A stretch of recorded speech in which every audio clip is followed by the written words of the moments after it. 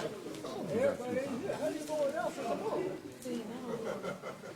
I sound like it? Did I sound like it?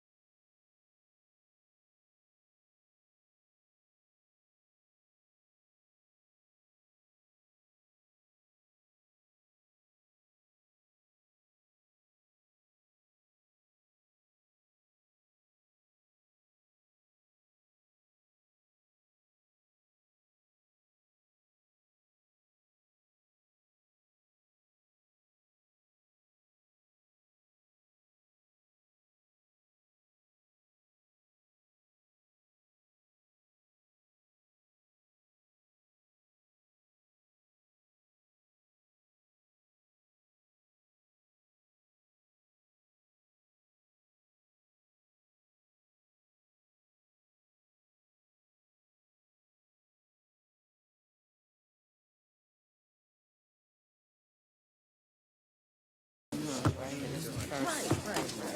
And then youth services, they asking for you to make this announcement. Yeah, yeah. So these are the first two things I put, for you to do.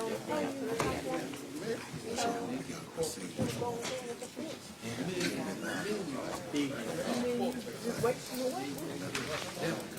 No, it's the other way around.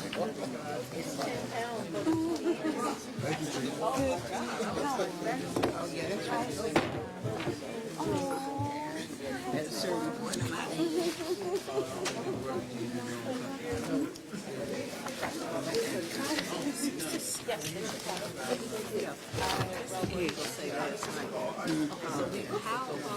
It looks like we made you and they made you give a general. Hey, that's it.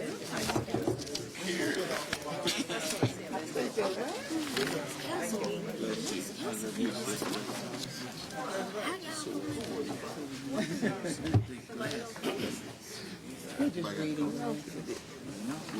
reading. They're like 225.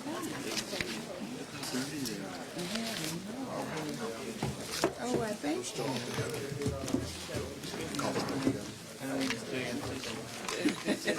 Everybody. I see this rank on there, but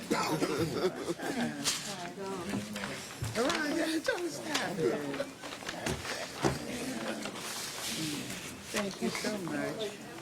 Now I can probably see more clearly the rain. so it's 6 something. It's 6 something. Yeah. And actually, people that say It's 10 after.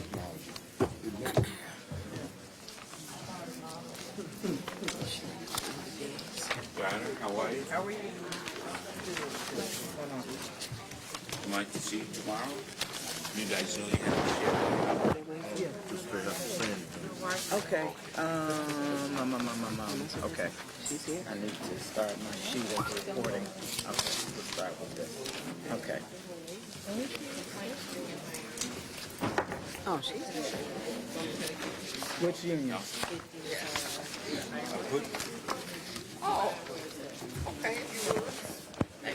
I put this thing kind of right here so you can hear it. You don't even know. Thanks. I'm my phone. I will. Now turn it off. Yes. Okay. Thank you. So that is the 14th.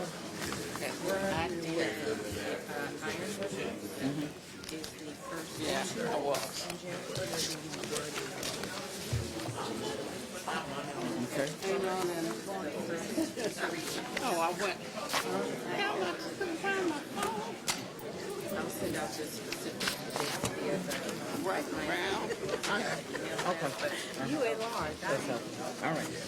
How's Dorothy doing? I saw her one day last week. She was supposed to be I hadn't seen her for a while.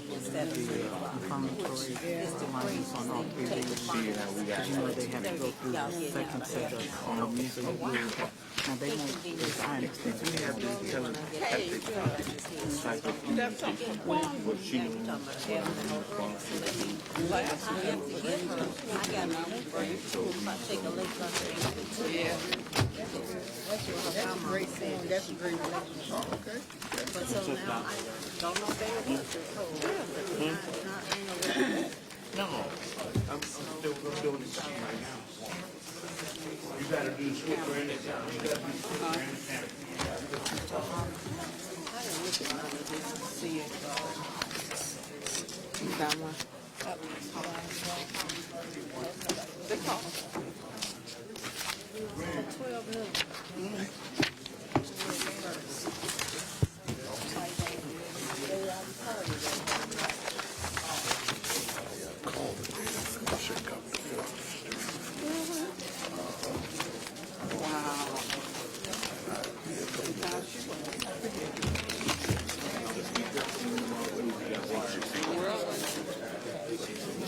Yeah, of course. President, how are you? I'm doing good. And you, how you doing? For I sure. think we should be ready in a second. I'm gonna turn the mic on. Okay. Yeah, let's go ahead and get us started. We'll be ready. Yeah. Yeah. Well, it could have been. Mr. Wack, how you doing now? How you doing? Yeah. Is it Hollister here in Hollister? Yes. Right there, walking down Chase and 19. Yeah, I'm on 20. Yeah. Okay. Yeah. Well, I'm on tab, not, yeah, I'm on tab. Yeah, I'm on tab, not Chase. I'm on tab. I'm on 20 through there. Okay. Yeah. Still over there. All right. We're going to get started in a minute. Yes, sir. Well, we never giving away none. I need some. You know, when you take you see my picture. January 3rd. She's hanging in there, my brother. I spent some time with her the first 7 years. Yes. I'm sorry I wrote on your calendar. No, I'm serious. Remember to 63.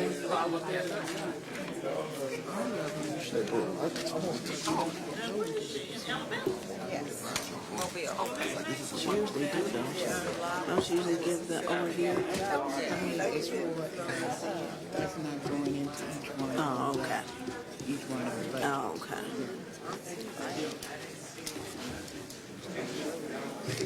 These are the amendments, so they went there. Bob, her name sounds so familiar. Jerry could have put this in the garbage. I tell you. Yeah. You know, it's amazing how you get so dependent on these phones. And I had gone to get a manicure, and I walked up and left my phone. And I'm like, where the heck? I was here. And I'm like, where's my phone? I must have left it at home. I drove home one night. And I went back there, and he goes, yeah, we have it. I'm like, dang. Because I hadn't been anywhere but there. But you know, you become so dependent.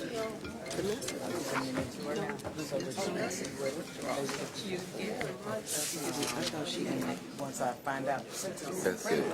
it seems to me Hey, Mike. that because that's what it is. Take the 3 candidates. I didn't see you in the wax.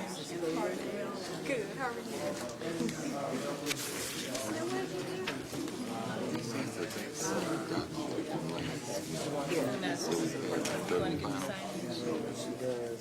This is confirming. This is Oh, okay.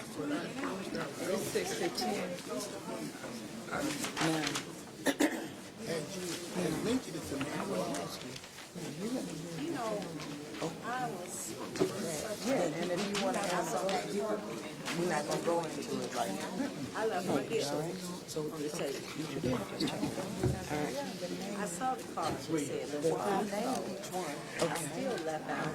and I'll reference. It's still the same. When I got left with Sherry and Janice, I ain't got one thing to tell you. You want to say Next something time we separate, have okay? something like this, the council is for anybody. I said, hell, we had even sat down, we had sat down and just put a portion up there 3 times and looked up and hit the housekeeping. I don't care what like so it all. Yeah. I ain't got the patience.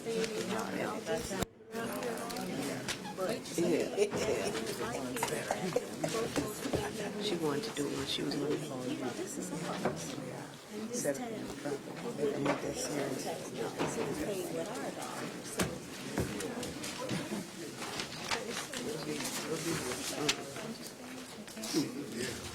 So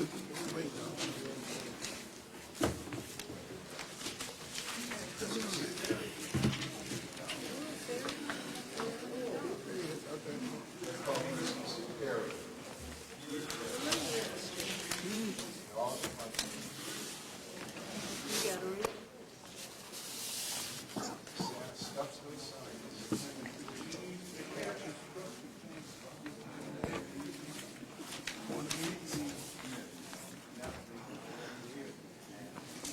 I don't think people understand. I don't think we don't have any money.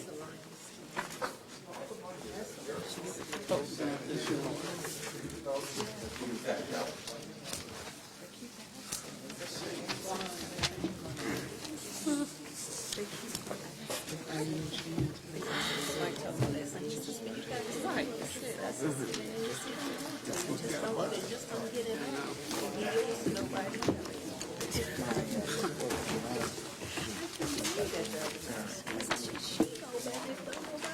No matter. It ain't but 2 seats.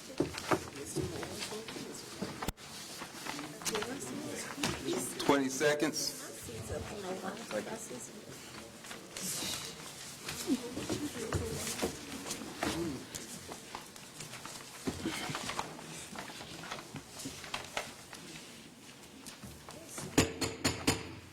Good evening, everyone. I'd like to welcome you to the Gary Common Council meeting, December 18th, 2018, within the 6 p.m. hour.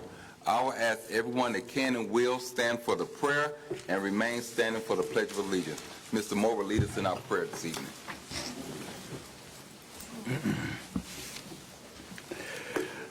Almighty God, our Father, it is a joy to be able to call upon your holy and divine name once again.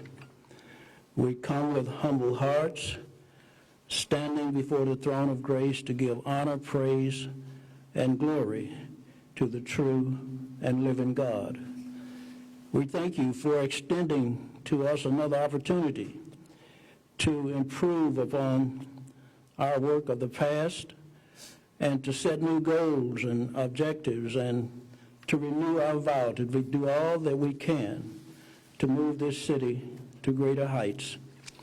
We thank you for not holding our shortcomings of the past against us, as it is evident that you have looked beyond our faults and have provided our needs.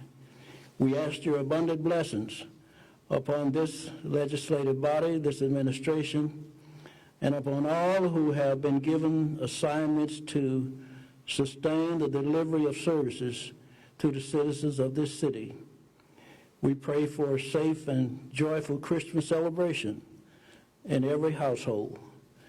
And as gifts are exchanged, help us to remember that the greatest gift that we have received or can receive is the gift that was wrapped in swaddling clothes, lying in a manger.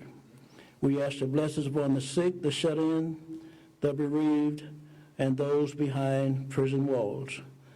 We close this prayer in the excellent name of our Lord and Savior, Jesus the Christ. Amen. Amen. To the flag of the United States of America And to the republic for which it stands, one nation, under God, indivisible, with liberty and justice for all.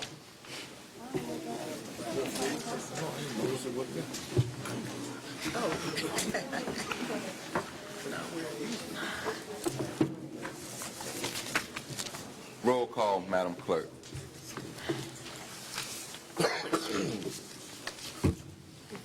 Councilwoman Brown, Present. Councilman Brown, Present. Councilwoman Caldwell, Here. Councilman Protho, Here. Councilwoman Rogers, Present. Councilman Smith, Here. Councilwoman Sparks Wade, Here. Councilwoman Wyatt, President Brewer. Here. Mr. President, there are 8 present, 1 absent. With 8 present, 1 absent, we do have a quorum to conduct the business of the city of Gary. I have a motion to approve the minutes from the previous meeting. Mr. President, I move that the minutes from the previous meeting be adopted. Second. It's been moved and properly second that the minutes from the previous meeting be adopted. Roll call.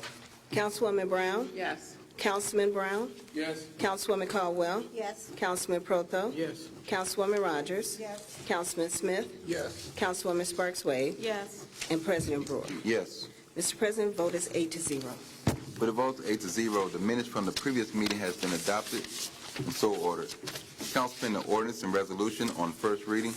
CPR 2018-11, a resolution of the Gary Common Council confirming resolution number 2018-09 that designated and established a certain area of the city of Gary, Indiana as the Alliance Economic Revitalization Area to which deductions from excess value may be requested by an applicant to the Common Council of the City of Gary pursuant to Indiana Code 6-1.1-12.1, sponsored by Mayor Karen Freeman Wilson, City of Gary, President Ronald Brewer, and Joe Van Dyke, Executive Director, City of Gary Redevelopment Commission. Finance.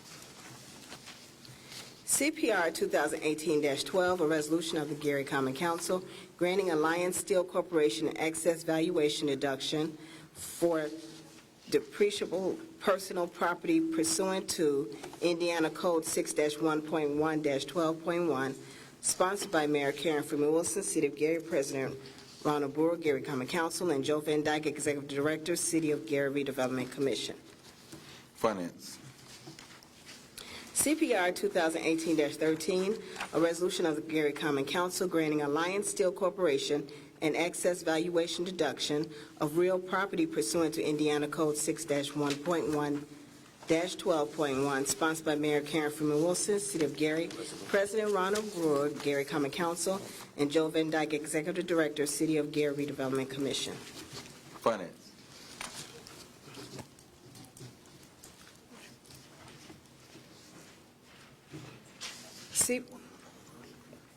Did you sign that, Mr. President? Finance. Okay. Yes. CPR 2018-14, a resolution of the Gary Common Council granting Alliance Steel Corporation an excess valuation deduction for a vacant building deduction pursuant to Indiana Code 6-1.1-12.1, sponsored by Mayor Karen Freeman Wilson, City of Gary, President Ronald Brewer, Gary Common Council, and Joe Van Dyke, Executive Director, the City of Gary Redevelopment Commission. Finance. Mr. President, ends the assignment of pending ordinances and resolutions. Mr. President, Councilwoman Brown. Finance Committee has before it CPR 2018-11. For the record, I approve this resolution for reporting out to the council. Councilwoman Caldwell. Yes. And Councilman Smith. Yes. Mr. President, a majority of the Finance Committee has approved CPR 2018-11 for reporting out to the council. Finance Committee has before it CPR 2018-12. For the record, I approve this resolution for reporting out to the council. Councilwoman Caldwell Yes. and Councilman Smith. Yes. Mr. President, a majority of the Finance Committee has approved CPR 2018-12 for reporting out to the council. Finance Committee has before it CPR 2018-13. For the record, I approve this resolution for reporting out to the council. Councilwoman Caldwell Yes. and Councilman Smith. Yes. Mr. President, a majority of the Finance Committee has approved CPR 2018-13 for reporting out to the council. Finance Committee has before it CPR 2018-14. For the record, I approve this resolution for reporting out to the council. Councilwoman Caldwell Yes. and Councilman Smith. Yes. Mr. President, a majority of the Finance Committee has approved CPR 2018-14 for reporting out to the council. Mr. President, Finance Committee would like to report out CPR 2018-11, 2018-12, 2018-13, and 2018-14.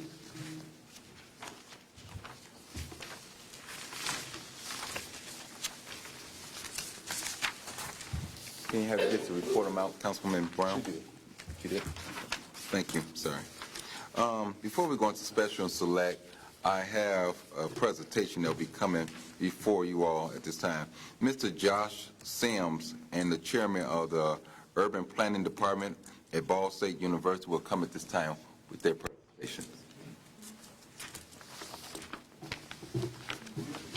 Yes.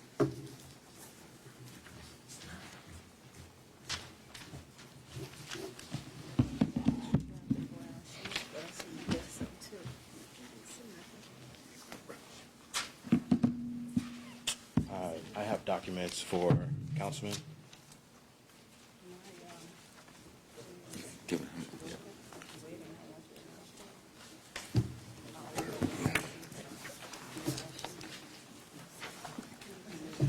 Yes. Is there a certain that they need to have the city finance? Which will be the first of January. Thank you. Good evening, everyone. Good evening. My name is Joshua Sims. I am a Ball State University undergrad student, currently studying urban planning, and I'm accompanied by Professor Dr. Nihal Professor, and also banker Art Torres. I'm here to present a presentation or a proposal for downtown redevelopment. I've been working at Ball State University on a downtown redevelopment project for Gary. I am from Gary. I grew up on the east side, so this is home for me. So basically, just to get into it, the goal of this project is to promote and create a catalyst for the future economic development of downtown Gary, renew interest in the Gary downtown, and also build equity for the community. We all know Gary holds and has a rich history, starting with U.S. Steel and the expansion of that being the black mecca for blacks in particular. We understand that there has been a decline, so with that, I was able to first do a site visit under a new lens to understand what might be some of the problem solutions, and therefore we can get into some of those strategies. The economic development strategies are to promote an entrepreneurial approach, focus on connectivity, capitalize on business clustering, create sustainable urban environment, and create a live, work, and play environment. I'm going to get a little bit more into that. So basically, we understand that in our community, we have a rich history, like I mentioned earlier, and definitely we want to capitalize on that. I've noticed that we've been focusing on murals downtown, which are beautiful, for instance, like the Jackson 5 and others related to the downtown. So we look at what is the problem. We understand that in whole that we look at Gary downtown median income, the average is $28,000 to about $35,000. So I first wanted to look at, during our site visit, what were some major business or cluster of business that we were able to benefit from. Also, I wanted to look at things that, businesses and industries that were either leaving or being big contributors to our city. With that being said, we were able to look at and compare that construction, manufacturing, wholesale trade, agriculture, transportation, public administration, education services, and healthcare were all areas where we can get some growth in those particular areas. Finance, actually, retail trade, and other services were drivers that are pretty strong. I mean, this is according to Esri data. Also, we will look at occupation within our city and understand that manufacturing was a big contributor to our city, but as of recent, it has been declining. Also, we looked at healthcare and assistance, and those are also huge incubators, for instance, like hospitals and retirement homes. Moving on, as I looked at the site here as our site visit, we wanted to focus on, like I said, that economic development, that one approach that'll jumpstart our city. So we looked at our retail market, and I basically used Esri, which is a system that basically helps produce numbers and data from basically our expense. So we looked at certain things within this area. For instance, like retail trade and food and drinks. We noticed that we were losing about $728 million in that alone. So we can definitely capitalize on that. But something that we were definitely a surplus within our community was general merchandise stores and department stores, excluding lease departments. So furniture, anything of that sort, we noticed that we had a surplus. So we looked at the missing elements. We looked at urban density. Basically, what type of connectivity do we have here? A sense of place.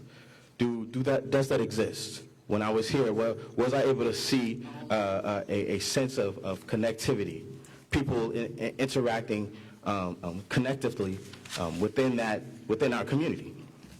Cultural concentration, so social and people places, and local business meetings, needs of market imports. So basically, I want to focus on 3 sites I first looked at the Horseman site because I said, you know, it's close to the hospital, so I was thinking technology, creating some type of technology hub that would spur our economy. But then I realized something. We're very close to Chicago, which is the third largest city in our nation. We have actually a fantastic train station that, and with the implementation of our new line, we can get there between 30 and 45 minutes. So basically, we were looking at the Gary Metro Center and ways that we could collaborate with that organization, that company, and basically spur economic advancements from that alone. I looked at basically the Gary Metro Center, that parking lot adjacent to it, which is on Adams Street, and then the the lot that is literally right across the street from us on Adams Street. Basically, I want to focus on those 3 sites because if we were able to create mixed-use development within those sites, we would be able to see that we were able to create more visitation. We create that hub and also that community environment, that sense of place. So basically, currently, and that site that sits on Adams Street, we noticed that there's blight, vacancy, and the housing, it's not occupied. There's underutilized lots and high volume street levels. So, and what that means is basically there's a high dense of, keep going, there's basically a high level of traffic passing by where it makes it kind of difficult for pedestrians to pass by, and that's on 4th Avenue, excuse me. We also noticed that there's some good drivers around there. So, for instance, we have the Gary Public Library. We have the Genesis Convention Center, where we're in right now. Lake County Supreme Court, Superior Court. We got the Gary City Hall, the Hudson Campbell Sports Center, Gary Firefighters Association, Planning and Development Office, the Gary Housing Authority, and Lake County Food Stamp Office. But not to even mention, we have our Railcast Stadium. So we have all these amenities, in this hub. So basically, I want to focus on bringing attention to those types of things. What better way to do that than, like I said, a mixed-use development? First floor would be dedicated to office space, retail, bringing in entrepreneurs within our city, starting programs for entrepreneurs. Second floor or third floor would be dedicated to residential within the cities, providing market rate and affordable rate apartments, but at the same time, modern style. So basically, we have that artistic, and we're keeping up with our time. At the same time, we were thinking about the 4th floor dedicated to office, so we understand that, and through data, we're able to see that young professionals are starting to move back into our communities, and so we want to basically capitalize on that. But that's not to mention that we still have that rail line, which we understand that in Chicago, I mean, they have high taxes, and so they're begging to move out of those communities. If we create apartments and housing that are affordable and market rate attractive, they'll be able to bring their attention and their inclusiveness to our community as well with us. So it's all about building that sense of community. I want to talk about 2 other things. So bringing highlight to 4th Street. We know that's a high-dense area. Now, I'm talking about slowing that down, creating more of a pedestrian hub where basically we can slow traffic down, put buffers in street, and make complete streets with bike lanes. What that would do for us is basically create that, like I said, if we get the site A and B, which is the Metro Center and the street across, what we'll be able to do is we're able to create people to ride bikes, commute in a fastly manner within that area, but at the same time, they're able to not have so many of the cars, but actually use transportation, which the city provides. I'm going to wrap it up here because we got to talk about the next steps. So basically, what would this do? What is the importance of this project? We want to capitalize on the development to build momentum. What type of technology incubators and business hubs that we can create from this? We want to create a self-propelled process of development. So basically, starting that spur and then allowing it to grow into other forms and other fashions. I thought about solar technology, which we haven't considered, and even new technology like virtual grocery stores. And also campaign Gary's vision image again. So we talk about bring back Gary, and sometimes it's important to realize that as planners, our job sometimes is not to focus on what we can do for the community, but how we can help you build your community. Thank you.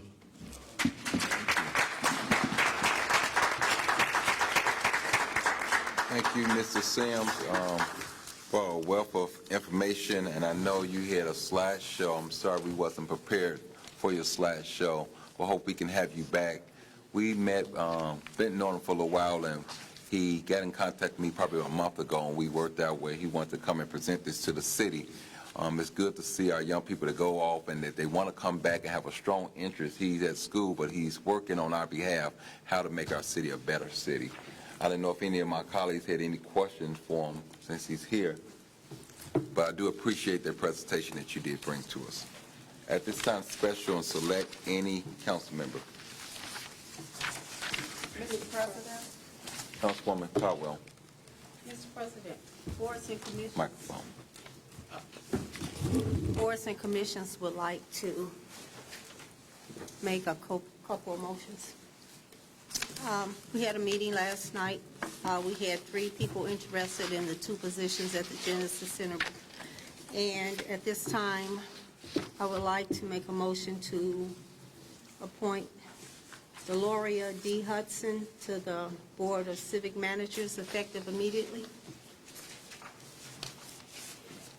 Is that the only one, or are you doing 2? 2 Okay. separate. You're gonna, okay, second. We move to second. Roll call. Madam Clerk? Councilwoman Brown, Yes. Councilman Brown, Yes. Councilwoman Caldwell, Yes. Councilman Proto, Yes. Councilwoman Rogers, Yes. Councilman Smith, Councilwoman Sparks Wade, Yes. President Brewer. Yes. Mr. President, the vote is 8-0. Vote 8-0. Ms. D. Hudson has been reappointed back to her post at the Genesis Center. Okay. We also would like to move to appoint Janice White back to Board of Civic Managers effective January 1, 2019. Second. Been moving properly second. Roll call, Madam Clerk. Councilwoman Brown, Yes. Councilman Brown, Yes. Councilwoman Caldwell, Yes. Councilman Proto, Yes. Councilwoman Rogers, Yes. Councilman Smith, Yes. Councilwoman Sparks Wade, Yes. and President Brewer. Yes. Mr. President, vote is 8-0. With a vote of 8-0, Ms. Janice White has been reappointed back to her position also.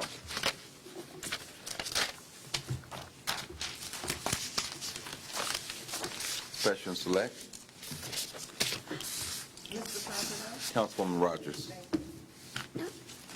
I would like to comment on the work environment and I want to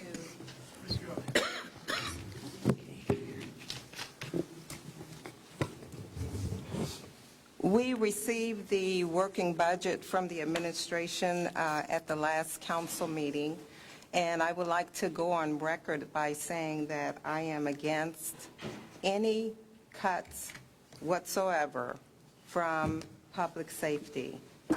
I am not in favor of cuts from the police department. I'm not in favor of any cuts from the fire department.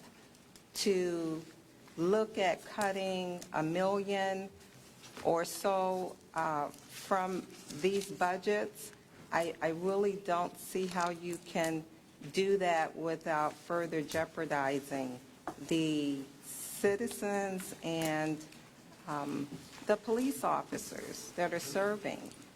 Their challenges. Just at the last meeting, there was talk about officers leaving, low morale, not being able to get vehicles fixed in a timely fashion.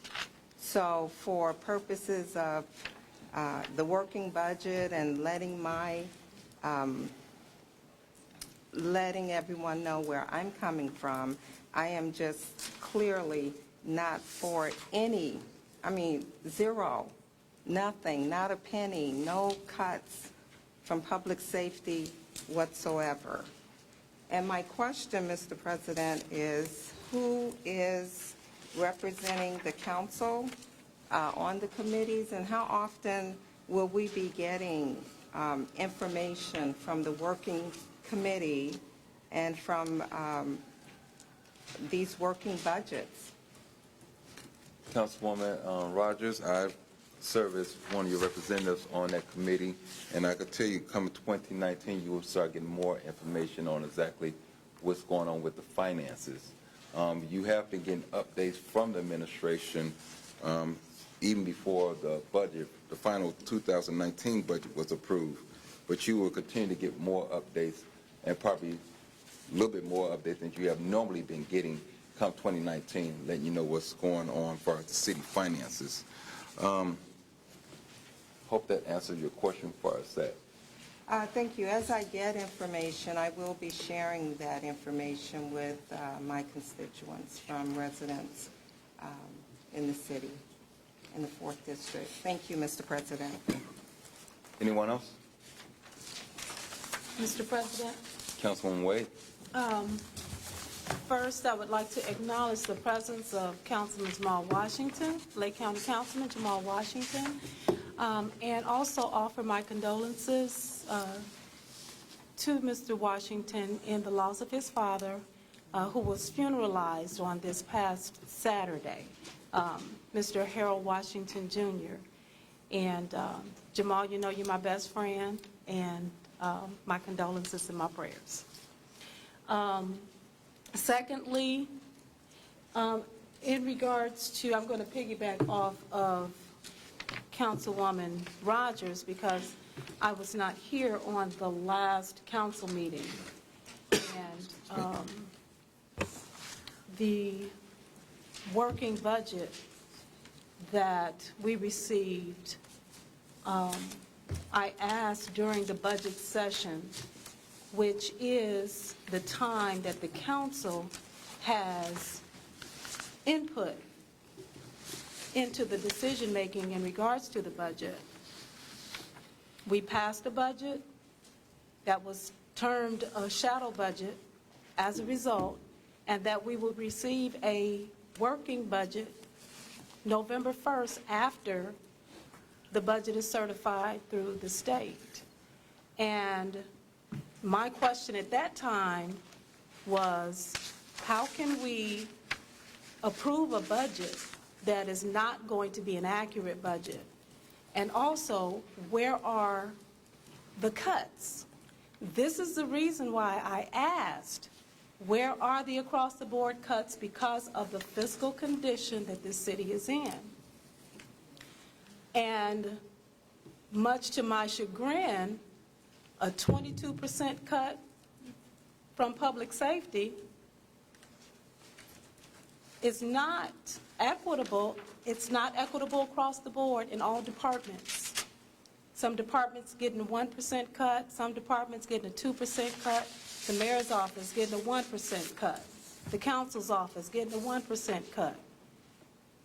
Prioritizing public safety, putting public safety, the lives of our citizens and the lives of those who protect us on a daily basis is of the utmost importance.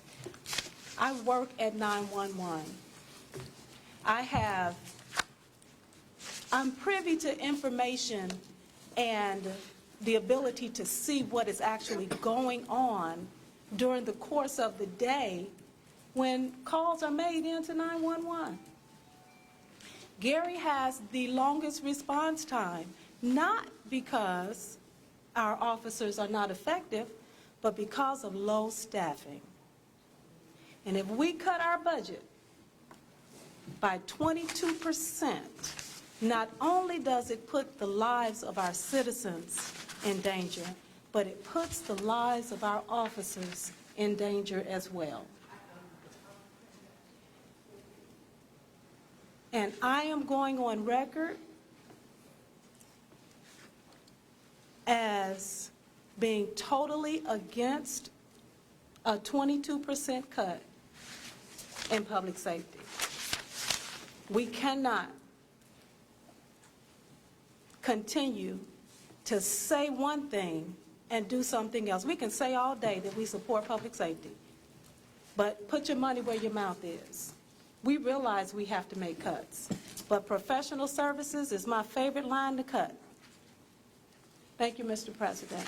And Merry Christmas and Happy New Year.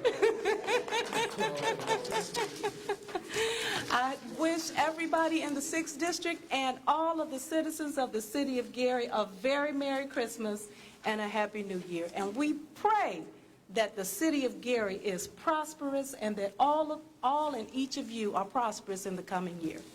Thank you, Mr. President. Thank you. Any other council person? Mr. President, I just have one announcement. Councilwoman Brown? For the celebration of 2018 Kwanzaa. That celebration will be at St. Paul Baptist Church on Friday, beginning Friday, December 28th at 6:00 p.m. For additional information, you may call my assistant, Karen Lane, at the council office at 881-1315. And also, there will be a Christmas basket giveaway on December 21st from 9 a.m. to 1 p.m. at the Genesis Convention Center. And it's being sponsored by the United Steelworkers, Gary Works. And as I said, that will be December 21st from 9 a.m. to 1 p.m. The committee proudly presents the food basket giveaway for families in need this time of year. Come join us, receive a food basket, and fellowship us while supplies last. That's it, Mr. President. Thank you. Okay. Any other council person?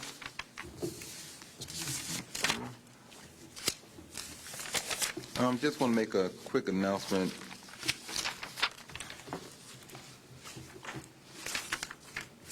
I'll come back to it. I'm going to keep it moving. Council pending orders of resolution on third and final.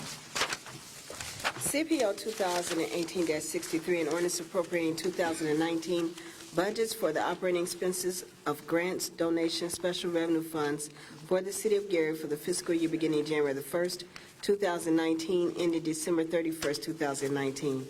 Sponsored by Mayor Karen Freeman Wilson, City of Gary, Angela Hayes, City Controller.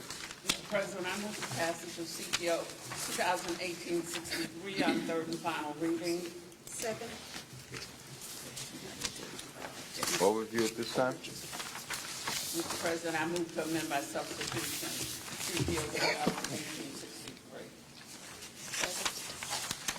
2018-63. Okay. Roll call on the amendment. Councilwoman Brown. Yes. Councilman Brown. Yes. Councilwoman Caldwell. Yes. Councilman Prothos. Yes. Councilwoman Rogers. Yes. Councilman Smith. Yes. Councilwoman Sparks Wade. Yes. President Brewer. Yes. Mr. President, vote is 8-0. Vote of 8-0. CPO 2018-63 has been amended and so ordered.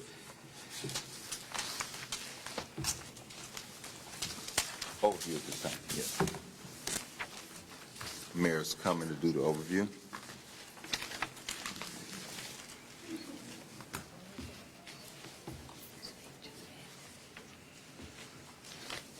Mr. President, and members of the council, to our clerk and our judge and members of the public and staff, good evening.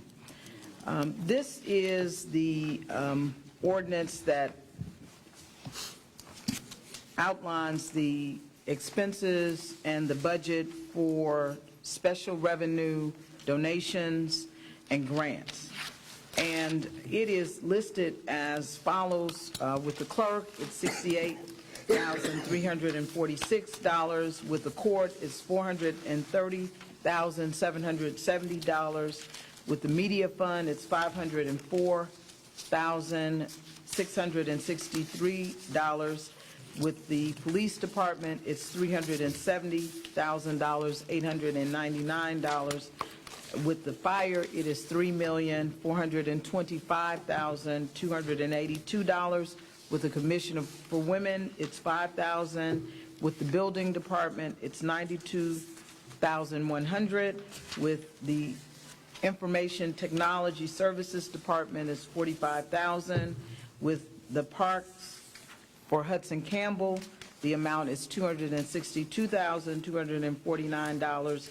With Parks with Marquette, it is $791,299. With the Parks with the Gleason Golf Course, it's $85,269. With the Law Department, it is $65,000. With the Genesis Center, it is $997,126. With the Mayor's Office, it's $75,000. And with the Health Department, it's $604,076. And in each of those items, and certainly the clerk and the court are here to speak for yourselves if you have questions of them for themselves, but we went into each of those budgets in detail in the committee meeting. There are special revenue funds that are not tax-based that come into the city to support these departments. As an example, the media fund is the cable franchise fee that each of us pays, at least those of us who have cable. The police funds are towing dollars and forfeiture dollars that they may have. The fire fund is for from the 224 fund. The Commission for Women comes through donations. With the Building Department, it comes from the license or the rental fees. For the parks, both Hudson Campbell, Marquette, and Gleason, it comes from the fees for the services that they provide. For the Genesis Center, it is for the fees that are provided or that are charged for the rental of the facility. And for the Mayor's Office, it is for both contributions that come through the state of the city, as well as the pass-through reimbursement for travel that is reimbursed at 100% by other outside city sources. And then from the Health Department, it is through grants. And it is relative to the Health Department, it is grants for STDs, HIV, local health maintenance, the Tobacco Trust dollars, safe homes, emergency preparedness, Merrim health outreach, and childhood immunization. Is there any questions from any council members at this time? Thank you, Mayor. At this time, public portion is now open for anyone who would like to speak for or against CPO 2018-63. You have 3 minutes to speak on this ordinance. Yes, good evening, Mr. President, members of the council. My name is Jim Nowacki. I live in the 2nd District, and you heard the overview given by our mayor regarding this 45-page, 45 individual budgets that you'll be passing today. There's an old expression, act in haste, repent in leisure. We've heard some council members talk about the shadow budget that was presented to the city council, and the city council approved it with the idea that later we're going to have some changes in that. Here we find this budget being presented just in the last week of the year that's going to be affecting the city for the entire 52 weeks of next year. But when we talk about the committee meeting that we had on it, and the committee meeting went at some length.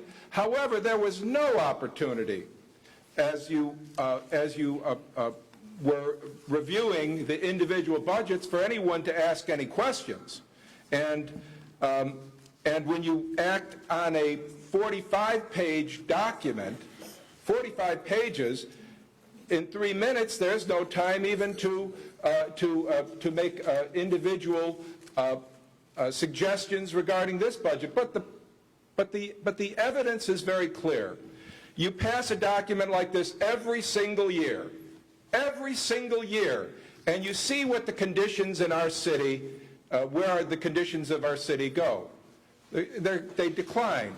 Population declines, economic activity declines, the quality of life declines, and it's because, there was a council member, Councilman Pratt. You remember Councilman Pratt? He was a longtime council member. He used to object when I would talk about the money that came from these grants, and he'd say, Mr. Nowacki, that's not real money, that's grant money. But in fact, grant money is real money. And if you spend grant money wisely, you're going to see benefits from it. If you spend grant money wastefully or without a focus on that spending, then you're going to see much less benefit from those dollars. And I think in this, while there are many good grants that are being that are subject of this ordinance, there's an awful lot of silliness, waste,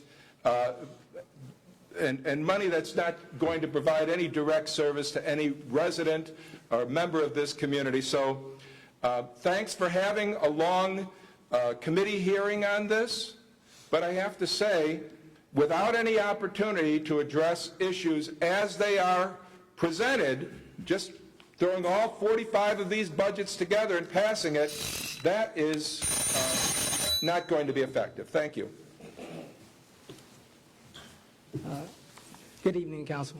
Having experience in working with the budget, one of the things we do in the county, in looking at the budget, we look at the previous year's expenditures, the final numbers, the end of the books. By looking at the State Board of Account audit report, it stated that the books have not been closed since December of 2017. So with that being said, my concern is, did we use numbers from 2017 and have the books been closed as of last, I believe the audit came out a month ago, whenever it was completed, they said the books have not been closed. If we have closed those books, did we use that information, that data, to formulate this budget process?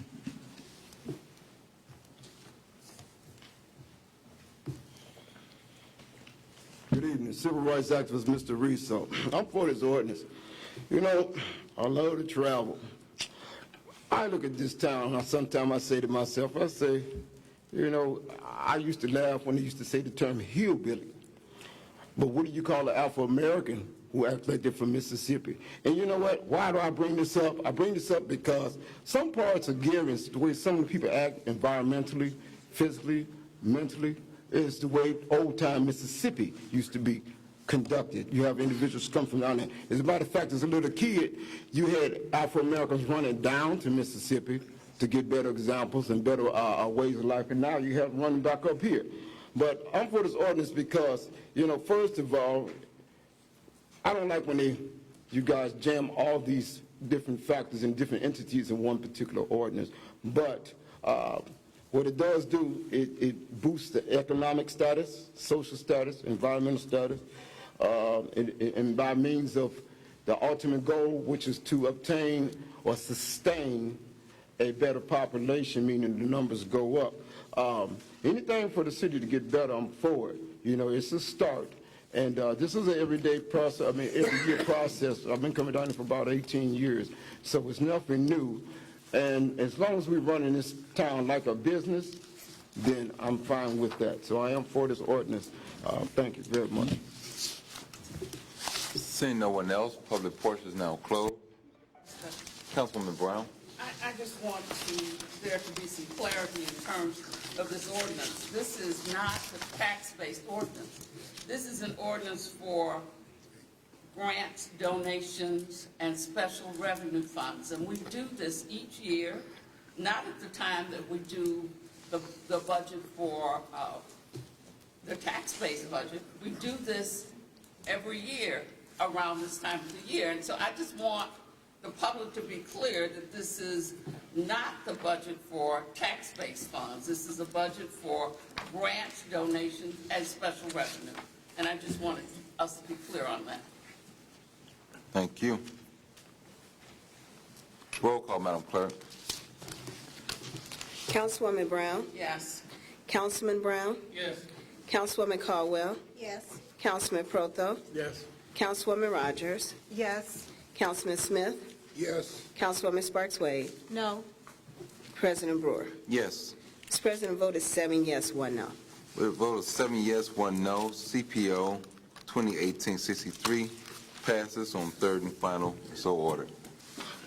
CPO 2018-64, an ordinance authorizing the City of Gary, Indiana to make temporary loans to meet current running expenses for the use of the general fund, park and recreation fund of the issuer in anticipation of and not in excess of current taxes levied in the year 2018, collectively in the year 2019. Authorizing the issuance of temporary loan tax anticipation warrants to evidence such loans and the sale of such warrants to the Indiana Bond Bank, and appropriating and pledging the taxes to be received in such funds to the punctual payment of such warrants, including the interest thereon. Sponsored by Mayor Karen Freeman Wilson, City of Gary, Angela Hayes, City Controller. Mr. President, I have a request from the controller to withdraw CPO 2018-64. So that is my motion to withdraw CPO 2018-64. Second? And moving properly second to withdraw CPO 2018-64. Roll call, Madam Clerk. Councilwoman Brown? Yes. Councilman Brown? Yes. Councilwoman Caldwell? Yes. Councilman Protho? Yes. Councilwoman Rogers? Yes. Councilman Smith? Yes. Councilwoman Sparks Wade? Yes. And President Brewer. Yes. Mr. President, the vote is 8-0.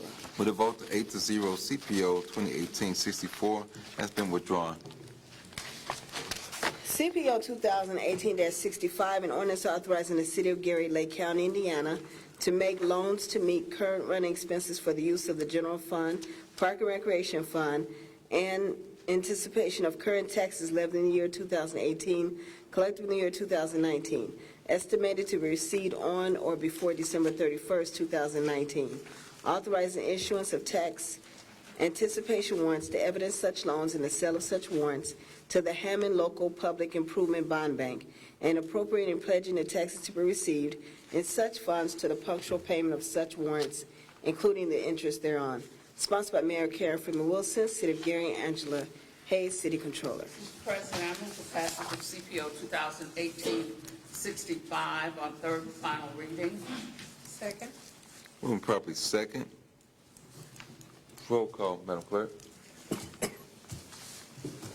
I'm sorry. Overview. I'm going to really push that one. Overview at this time. That's why you always looking at me like that, huh? Okay. Mr. Good evening. Mayor presents CPO 2018-65. It is the Hammond Bond Bank offers an opportunity to participate in their tax anticipation warrant program. The TAW program is designed to provide funding on a short-term basis to pay for operating expenses during a year, in this case 2019. The statute allows any municipality to borrow up to 80% of anticipated property taxes in a given year, in this case 2019. For the City of Gary, after the impact of the tax caps, about $42 million, which the city will lose to the tax caps, it's estimated that $32 million will be available in property tax dollars. We're requesting to borrow for operating expenses in 2019.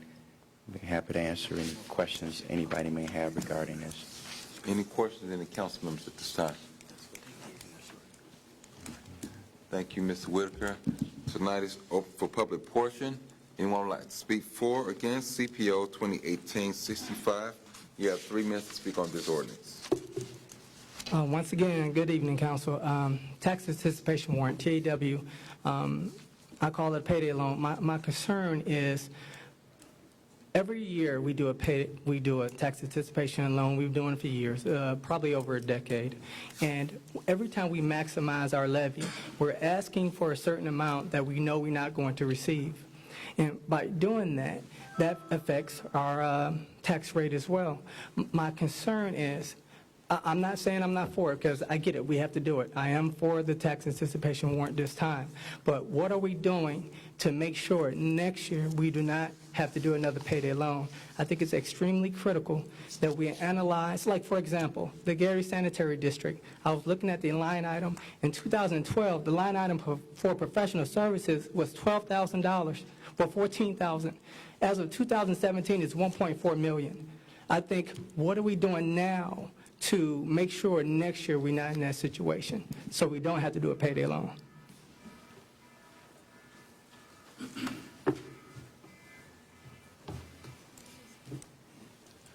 Good evening, Mr. President, members of the council. My name is Jim Nowacki. I live in the 2nd District, and every year the council receives a request for these tax anticipation warrants every year, and every year I'm critical of that activity, knowing that while other communities may require some amount of borrowing to get them through the year because they may have a shortfall, no community has to borrow to the limit, to the absolute limit, every single year, year after year after year, and never once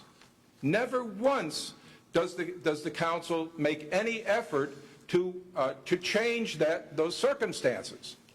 Every single year it's the same thing. And just so you don't get the impression that you're fooling anybody, everybody understands that there are people who make money on the mismanagement of this city's finances. The attorneys, the underwriters, they all make money just by subjecting this to the council. They make money off of it. Mr. Whitaker is going to make money off of this. The staff, Canis and Hollister, are going to make money off of it. Shanahan and Shanahan and Shanahan are going to make money off of this.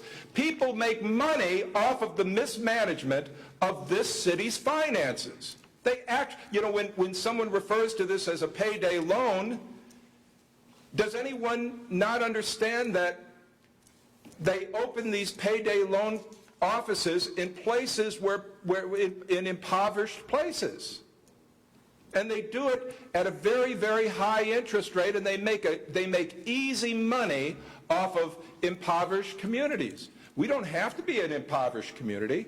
If this council took action, this administration took action to try to alleviate the impoverishedness of this community by spending money carefully, by making investments that contribute to the livability of this community instead of making it a center for toxic businesses, that would build this community.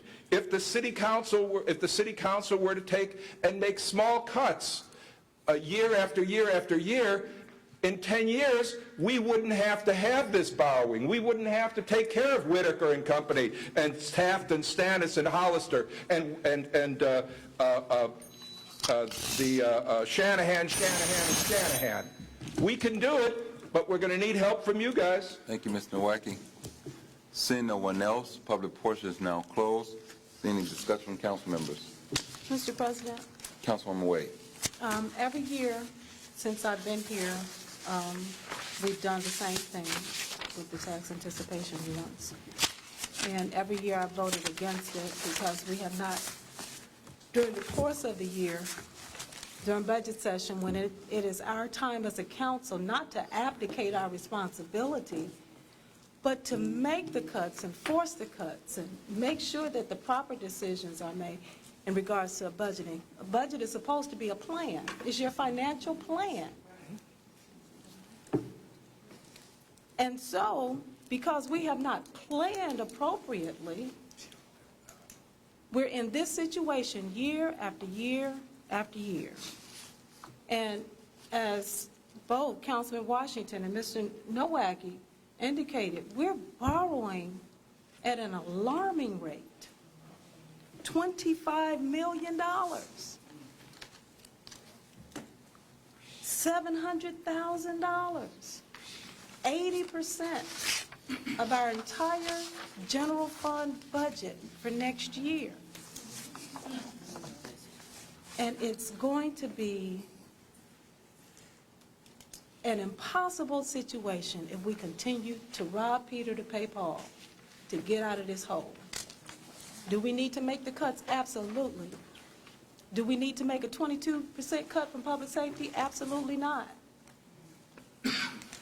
Each department needs to make specified cuts. Professional services, we need to make those cuts because we can't afford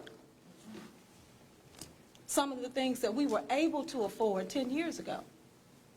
And the same thing that you do with your household budget is the same thing that you do with your city budget.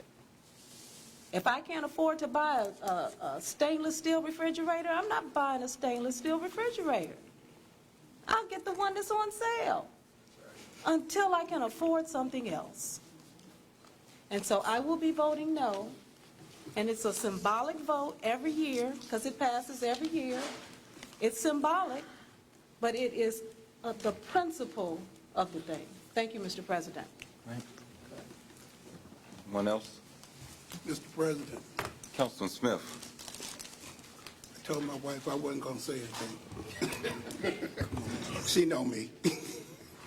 Okay. Stay outside. You have to deal with the reality you find yourself in. Gary is in a financial tight right now. And in trying to deal with that, we have to do some things that may not seem conventional because we're trying to continue is that me? We're trying to continue the city's operation. What I've heard is some contradictions. One, we have to make the cuts in all departments. Well, what was presented a couple months ago was not a shadow budget. It was a budget presented in the time that reflected the reality at that moment. But as we go forward, things change.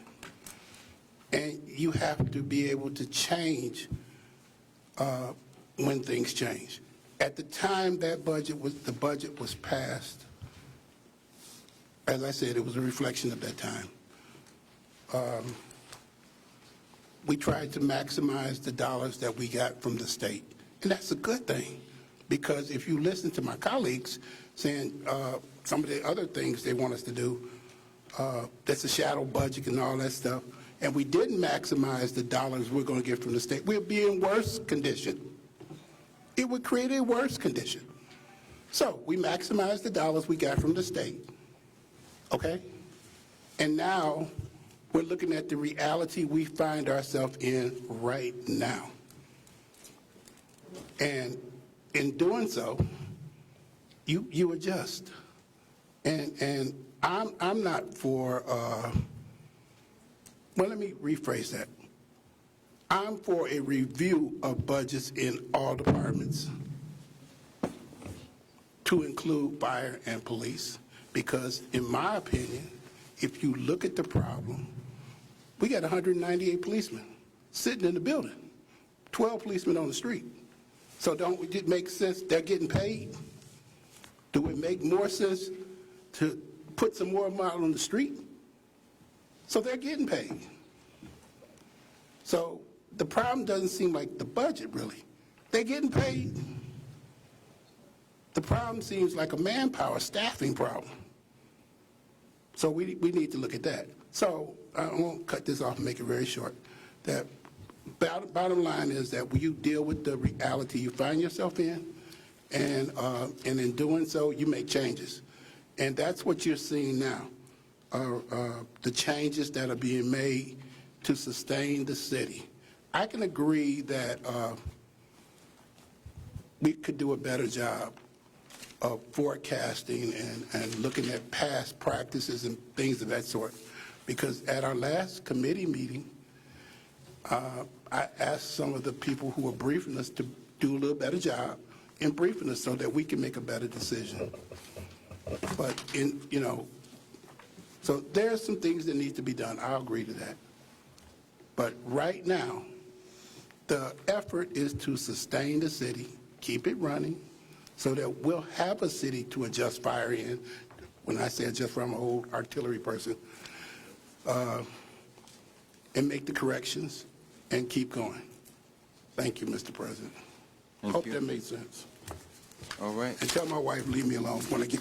Let me Mr. just, President, Councilwoman Wade. Come to your house. when we passed the budget in October, shortly afterwards, we were presented with maybe it's right before, we were presented with a ordinance to do a sale leaseback of the public safety building. That was the accurate reflection at that time. We knew at that time, this is no accurate reflection. That was no accurate reflection at that time. There are not 198 policemen sitting in the public safety building. That was a drastic exaggeration, and 12 on the street. The minimum is 12 on the street during any shift, and you got officers that are on vacation, you got officers on sick leave, you got 3 shifts that you're working with. So you got 12 officers on the street, and sometimes you don't have those 12 officers on the street. Sometimes it's only 2 officers that are patrolling in the Baker section or in the David section.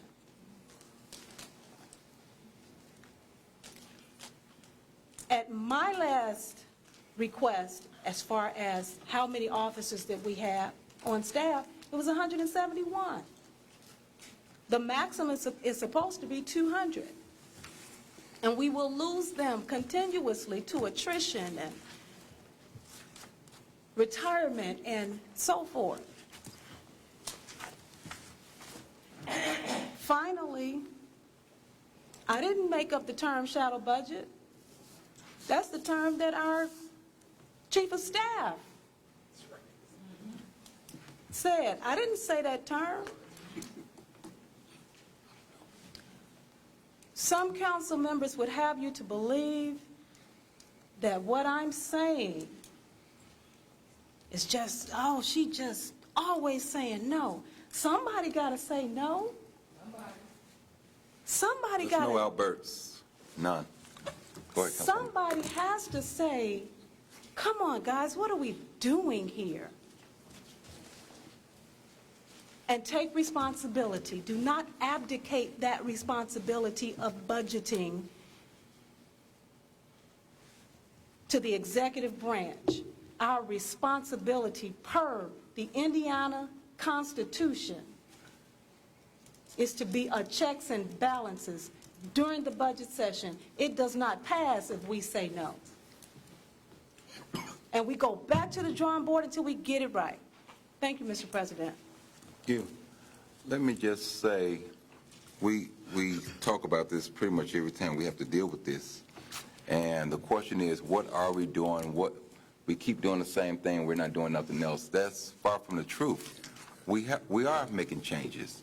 This building that we sit in is for sale right now. 839 is for sale. The golf course is for sale. Several other things that we're looking to get rid of that we just cannot manage anymore as a city with 200,000 people inside of it. We're looking at those things. As we come together and we discuss about the city, we discuss how can we make things run more efficient. How can we cut back in different areas of spending? We have done things in the council where we reduce travel, we reduce other things inside the council. Ourselves, we have made those changes. So it requires all of us to make a strong effort in it. But we have to realize this. Public safety is about almost 80% of this budget. 80%. You're not doing anything else yet for your city. 10 million is going to police, and probably about another 12 is going to fire. And then you got another 10 million in there for insurance. You're over 30 million right there. Just 3. You ain't cleaned the street yet. You ain't tore down a house yet. We have to look at the reality of it. You have to start making cuts in all areas. But if public safety is where your biggest bulk of your budget is going to, you have to do it. It's not the most popular thing to do. But what I say all the time, if you don't make these changes, someone else will come here and make these changes, and you may not like the way they make these changes. We thought Well, you heard in the community, let the state take over the school corporation. How do you like it now? It's not so popular and so friendly to everybody to let the state come in. When we can do something now, but we can do it at a pace where it does not hurt as bad. We have to make changes, but nobody wants to go in and make the changes where it dramatically just harms everyone. And you have to look at another thing. Majority of public safety do not live inside the community. They do not. So that means they don't pay into the tax base. We need their services. Yes, we appreciate their services, but they do not pay into the tax base that allow us to fund even public safety. You have to pay into the kitty sometime to get something out. We want more people to come inside our city to help our city grow. That's why we're pushing hard to get as many businesses as we are here. We're making a big deal about U.S. Steel. We're making a big deal about Alliance Steel that's coming here. We're trying our best to get people to come here.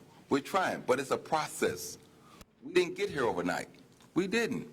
But some changes didn't happen like they should have been happening, like the school corporation. They didn't make the changes. We are making those changes. We have a working budget. We're asking every department to adhere to it, but we have to work through these changes. It's not something we just can do overnight, but we have to start the process. And I'm happy to see that we have started the process. Now, what we have to do as a council, we got the working budget. Let's make sure we adhere to it. So when we sit here at 2019, when it's time to do budget, let's say, hey, you had a working budget. You didn't do half the things you said you were going to do. Guess what, you all? We got the power to cut the budget. Only thing we can raise in the budget is public safety. The council can. But we can cut the budget in any area we want to if we come together and work it out together. But by you feeling one way and he feeling this way, it'll never get done. But we got something that we can hold administration feet to the fire and say, hey, you gave us a working budget. How has the working budget worked out for us? We're at the end of 2019. It's time to do another budget session. We have something. And I think we're working in a good direction, but it's gonna hurt. We've been saying it for a while. It's gonna be some pain. I didn't want to fund any more money for this building here. None. Genesis Center has been making every effort to make sure that they stay on track with keeping the funding coming inside this building, because they was coming before the city council asking for funding for it. For the past, 2 years, they have not come before the city council. I'm happy and I'm pleased with it. But guess what? It's still for sale. Any buyers, they can buy this building. But we're looking to move this city in a different direction. We cannot continue. No, you're not going to buy it. We're looking to move this city into a different direction, but it's going to take time to do it. We're not going inside public safety and say, hey, we're going to cut it by 60%, and it's been done like that. Detroit did it. Trust me, when the rubber hit the road, Detroit laid off public safety first. And majority of them went down to Florida and got jobs. But hopefully we won't have to get to that point. But we have to start making those changes. Roll call, Madam Clerk. Councilwoman Brown? Yes. Councilman Brown? Yes. Councilwoman Caldwell? Yes. Councilman Proto? Yes. Councilwoman Rogers? Yes. Councilman Smith? Yes. Councilwoman Sparks Wade? No. President Brewer? Yes. Mr. President, the vote is 7 yes, 1 no. With 7 yes, 1 no, CPO 2018-65 passed on third and final and so ordered. CPO 2018-66, an ordinance amending Title 15 entitled Land Uses, Chapter 123 entitled Zoning Code of the Code of Ordinances of the City of Gary, Indiana. Petitioners, Gary Redevelopment Commission, 504 Broadway, Suite 200, Gary, Indiana, property at 1301 Broadway, Gary, Indiana. Mr. President, Council Smith. I move for passage of CPO 2018-66 on third and final reading. Overview at this time. Good evening again. This is the site of the old Public Safety Building, 1301 Broadway. We have a prospect for the sale of this building, but it is actually zoned residential. We are requesting that it be rezoned in a way that is more consistent with the other buildings and businesses that are along Broadway. They are commercial, and we believe that a rezoning would facilitate the sale process and yield revenue for the city. Is there any question from council members? Okay. Thank you, Mayor. Thank you. Tonight is set aside for public portion. Anyone would like to speak for or against CPO 2018-66? Once again, good evening. I think it's great that we're looking at things like this to increase the revenue, but to me it's kind of vague. If it's for commercial, it's for commercial. It just said that to rezone it, that can be anything, and my fear is with a lot of these new waste facilities, that could be a concern. So I would just like clarity if it's for commercial. If it is, I think it should be rezoned to be consistent with the other places, but just need some kind of clarity on it. Supervisor Activist Mr. Reese, I'm for this ordinance. You know, when you all said it was zone residential, I laughed because I had a couple partners of mine who spent most of the time in the jailhouse, so it was like a home to them. Look, jokey joke. Well, it's the truth too, though. But anyway, make a long story short, we need commercialization in our particular town. When you get off the expressway, off of, what's that, 94, or you hit the, what do you call it, the toll road, we need some type of positive faces. And I'm not going to be so rough because we have guests in here, but we need some positive faces to represent us, particularly as a town. When you, and I said this many years ago, when you first hit the town, just like me, I came here on and off as a kid because I had relatives here on both sides. Well, as an adult, I had to look for key spots that made me want to stay here. You know, and I tell everybody this is a retirement home. They say, this is Gary, and you're retired. Yeah, I'm Gary. But my point is, I had to look for the key spots to where in which it was schools, there was bus lines, there was churches, even though I don't go that often. There was, it was in many different facets, grocery stores and stuff like that. So whatever you see coming off that expressway represents the town. And I mean, you can go to certain neighborhoods, Edna and all that stuff, and it's beautiful there. But that is a key area, and with commercialization, we want to keep all that in one whole area, because when we get that downtown together, and we are going to get it together, then that's a major facet going all the way back down. We don't want to just extend from 4th Avenue and then stop down at 9th, the Michael Jackson Scary House. We want to go all the way down past 25th into Glen Park and Constant, but we want that to be a positive image. So I'm glad about the commercialization. I had to tell my father the other night, we was discussing certain things that was in Gary, and I had to tell my father, I said, Dad, you're 74 years old. Times change. We're building this town up not for us older adults, y'all, because I'm not that old, but we're building up basically for the younger generation. When they leave here, get the college degrees and whatever, you want them to come back here with a safe town, a very vibrant town, a town in which they want to raise their children instead of going out other places. If you look around right now at this particular point, we have other entities, and I'm not racist, running our town. So we're talking about other people owning our town, they own our town. Gas stations, food shacks, major communications, I mean, and just keeping it real. So we want to where we can put a positive image right there, and that is a start. And then everybody goes by and they say, oh, that was the old police station. I don't want nobody to remember that's what that was. We want them to know that it's nice now. Thank you.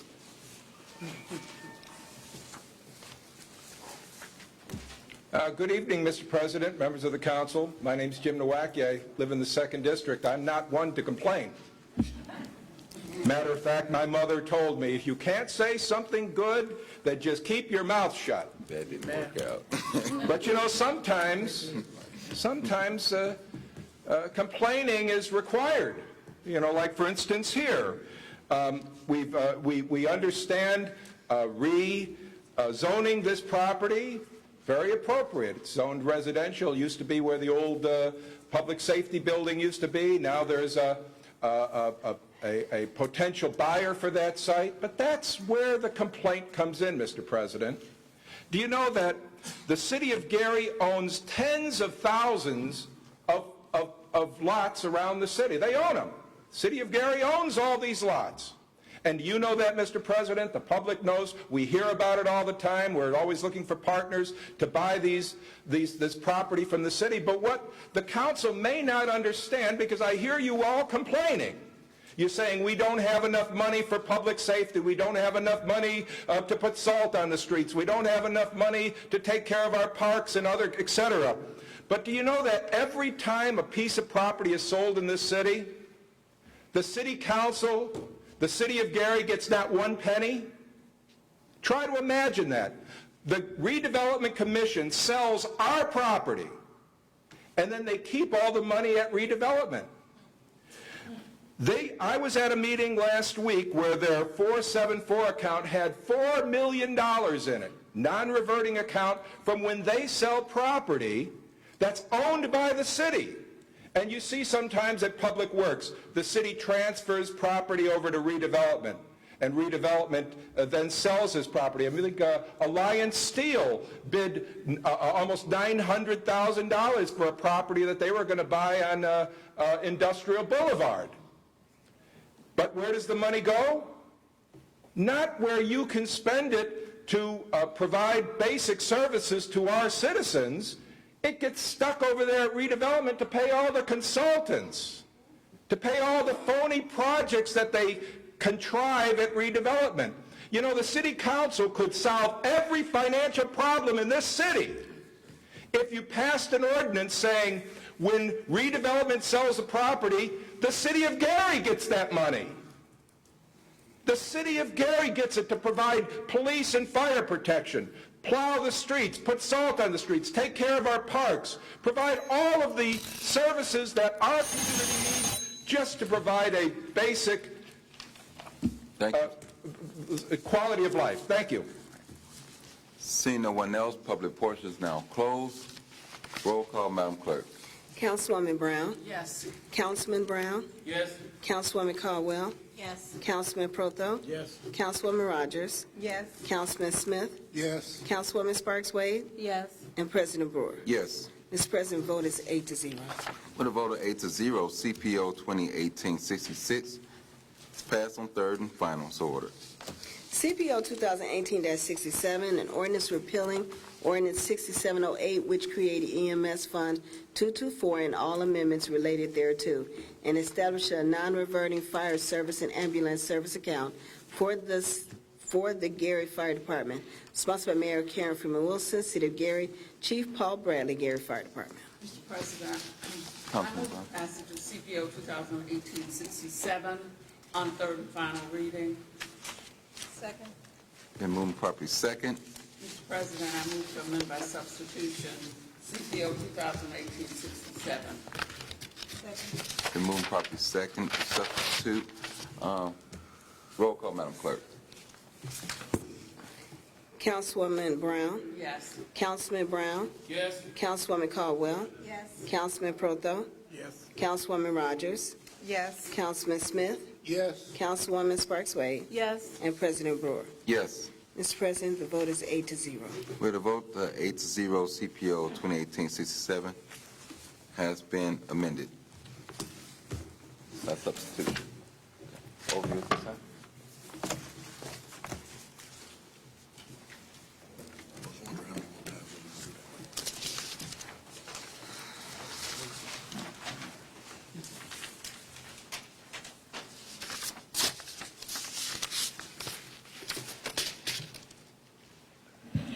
Mr. President and members of the council, this ordinance is being presented as an effort to clarify any vagueness or any confusion relative to the 224 fund.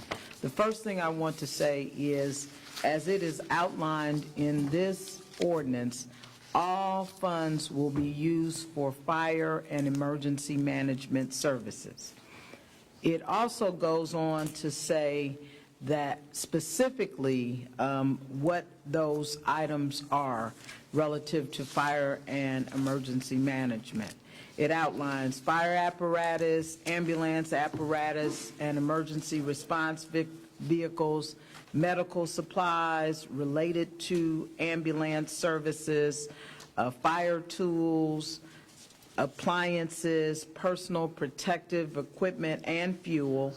It outlines self-contained breathing apparatus, which are essential to firefighting, the purchase and maintenance of fire stations and training facilities, the lease and related rental fees, with the exception of the Calumet Township building, the insurance coverage for employees, medical, not except, as an example, the Calumet Township building, which we have been renting since the fire station on 40th and Broadway was taken out of service, on 41st and Broadway was taken out of service. The insurance company for employees in the fire and emergency services, both in not only the medical insurance, but the personal property and real property associated with fire and EMS services, fire protection certification, paramedic training, so any training costs, any paramedic and civilian support staff salaries, computer software, including Kronos that is related to fire and EMS, professional services and ambulatory billing and processing fees, grant matching funds, radio communications for emergencies and special events. And that outlines everything that but it also says included but not limited to, in the event that there is a fire or emergency services charge or cost that has not been detailed in this laundry list. Is there any question from any council members? Mr. President? Councilwoman Wade. Mayor Freeman Wilson, was the ordinance 8544 that was passed on March 6, 2012, made available to the State Board of Accounts when they were here? Yes, ma'am. All ordinances throughout the course of the 224 account were made available to them. Okay, and do we have that ordinance? Do you have that ordinance available? I don't have it right here with me, no. Okay. Because their findings were that they made a determination in that last audit that the 50% that was to be to the general fund and 50% to the EMS fund was never changed. Yes, we understand that, and we disagreed with that interpretation. In fact, they took or read the ordinance to indicate that one portion had not been changed and one portion had, but the application of the ordinance had always been, since 2012, that anything out of that account had to be used for EMS and fire. And, but it really should have just been EMS. So we outlined in the response to the audit that we did not agree with that interpretation, but this ordinance clarifies that fully, so there is no confusion relative to the ordinance now. Okay, so that's my difficulty with this particular ordinance, is that section right there, because of the finding by the State Board of Accounts that indeed their interpretation was that it had not been changed. I am in full support of 100% of the funds that fire and ambulance services generate go into a non-reverting fund. But that section right there, I have a problem with because of the findings of the official State Board of Accounts of the state of Indiana. And if we discount their findings, then it's as if we're discrediting a state agency. And have we heard back since we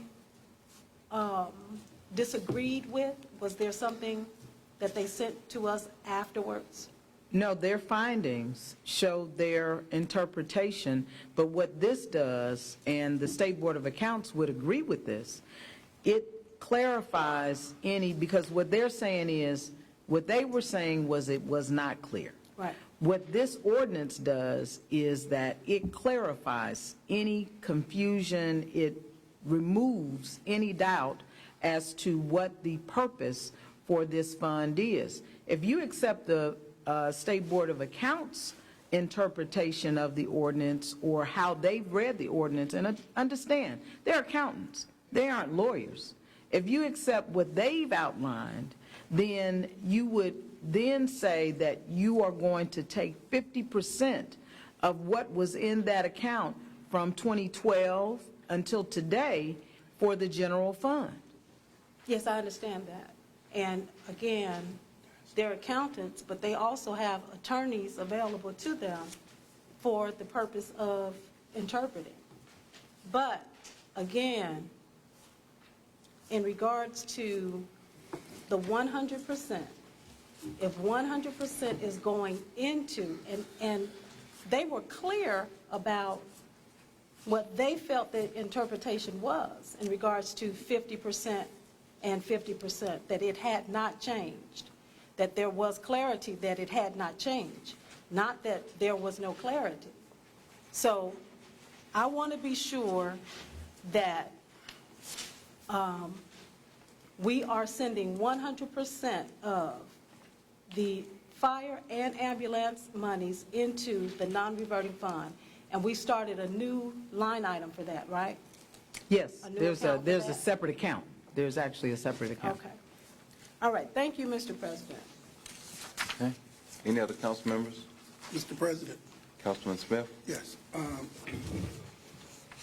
There was some ambiguity in the old ordinance because the State Board of Accounts interpretation was always my interpretation from the beginning. And as you may have heard me mention a long time ago or months ago, folks, because of my interpretation of the ordinance and my stance that I didn't really see the problem, because I was of the opinion that 50% was supposed to go to the general fund. A lot of folks castigated me. They belittled me, and because they never read the ordinance. But I can understand the mayor's point too, that they're not lawyers and I'm not a lawyer. I just read what I read, and I just felt as if that part of the ordinance was amended and part of it stayed the same. And if you read it that way, then it looked as if 50% went to the general fund and 50% went to fire. And I'm totally in agreement with what they're doing now to make it perfectly clear. But the point I'm trying to make is, if that were the case, and if my colleague who is trying to find the answer to that, and if you look at how it was thrown out there, if you bothered to have read the thing, and it wouldn't be an issue now, it wouldn't have been that big story. It was more like gasoline thrown out there without anybody really reading the thing. There was some ambiguity there and a misunderstanding, and the State Board of Accounts has come back and said the same thing that I said, that 50% looks like it should have went to the general fund, but that's an interpretation. That was my interpretation. And now we're clearing it up. And I'm totally for clearing it up now. This is a good thing. But I guess the point I'm trying to make is you got to come to the meetings. You can't sit here and interrogate people at the council meeting and then make a decision. You just can't do that. That's a disservice to the public. So, but if you had come to the meetings, you'd have heard all this before, and it wouldn't be a surprise to you today. So I'm totally for this ordinance and the passage of it, and I'm going to vote in the affirmative for it because it's the right thing to do, clarity. Doing everything in the public, so that everybody can understand where we are. But you got to come to the meetings. You have to attend the meetings. You are an elected official. You're going to make a decision here today, and you just can't do it after listening to quotes, little blurbs of information. If you attend the meetings, you have a chance to ask the questions you asked today, and you got the answer. but attending the meeting is imperative. And if you don't, and then making a decision based upon something you hear for the first time, a little blurb of it for 5 seconds is just a disservice. Thank you. Mr. President. That's right. Councilwoman Wade. Now, he knew he should have kept his mouth shut. Come on, Councilwoman. Come on, For what reason would he try to publicly castigate anybody but himself? It's just truth. You got to come to the Mr. Councilman Smith is not a constituent of mine, so Mr. Councilman Smith does not get an opportunity to tell me what meetings I can and cannot make, and especially since I was thrown off the Finance Committee, off the Planning Committee, off every committee that I was on. Mr. Smith does not mention the first year that I was on this council. I was at every meeting, attending everything, because I was a member of each and every one of those committees. Mr. Smith does not let you know that it is a volunteer thing whether or not you want to come to a committee meeting, but who wants to go to something that they were thrown off of? I'll watch it from home. And at the end of the day, during budget session, Mr. Smith did not attend. The most important decisions that we make on this council are at budget time, and Mr. Smith was vacationing. So the pot calling the kettle black. All of us live in glass houses, and all have sinned and come short of the glory of God. And I don't put anybody on blast at the city council meeting, because this is a place where we're supposed to be conducting business, not taking attendance.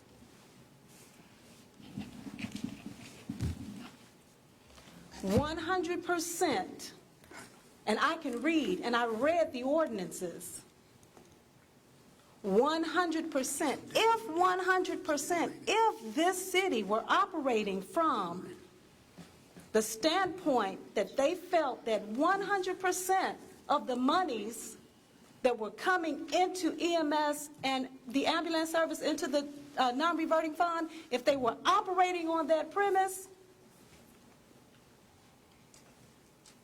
they were wrong in not coming to this council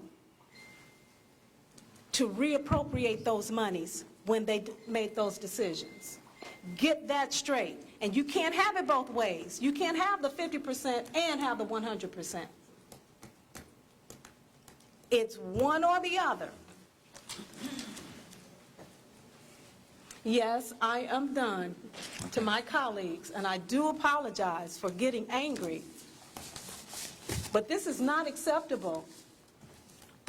And that Councilman Smith feels that he's my parent and that he would have to rebut everything that I say. Right, It's absolutely amazing.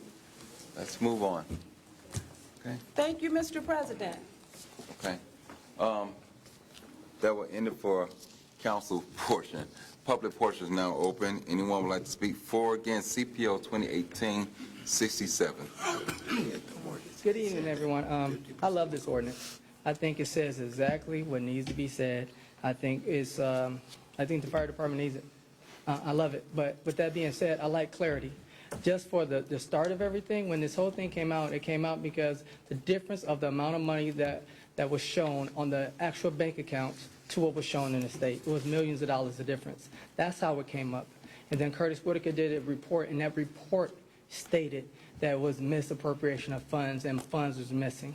Just to be clear, this situation did not start up with name calling or X, Y, and Z. It came up saying, why does the bank account say this amount and the state saying this amount? But to get back to what I was saying, I think this is a great ordinance. I think it clarifies exactly what needs to be done going forward for the fire department and public safety. I'm full support of it. Cliff Caldwell, 5th District. I support the ordinance as well. I think it really clarifies and eliminates some of the confusion. The department really is in need of some equipment They're in need of repairs to their firehouse and living quarters. And I think that now that we don't have to worry about money being misappropriated or pulled out of there without proper authorization, the fire department can finally get some of the stuff that they need. I'm also happy because I know we had a councilman that said because of this whole EMS thing being in the media and it not being resolved, that we had businesses that were refusing to locate to Gary because of this. Apparently some businesses told him that they wouldn't come because misappropriation of $8 million. Well, now that it's resolved, maybe he'll locate his business in the city of Gary.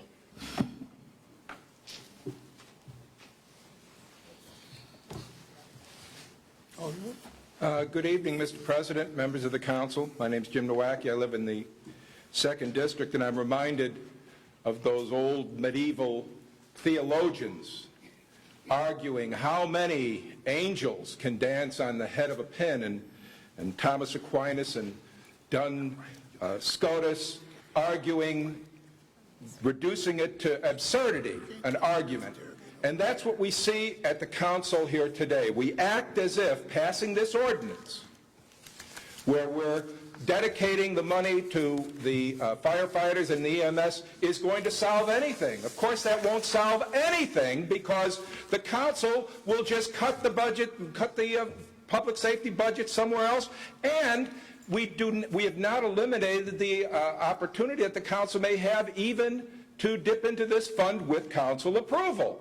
So while we're discussing and arguing and debating this ordinance, everyone understands it comes to absolutely nothing. Because just as this ordinance can be changed anytime council wants to do it, the firefighters' budget can be changed, reduced any time the council, the administration at this point, wants to do it.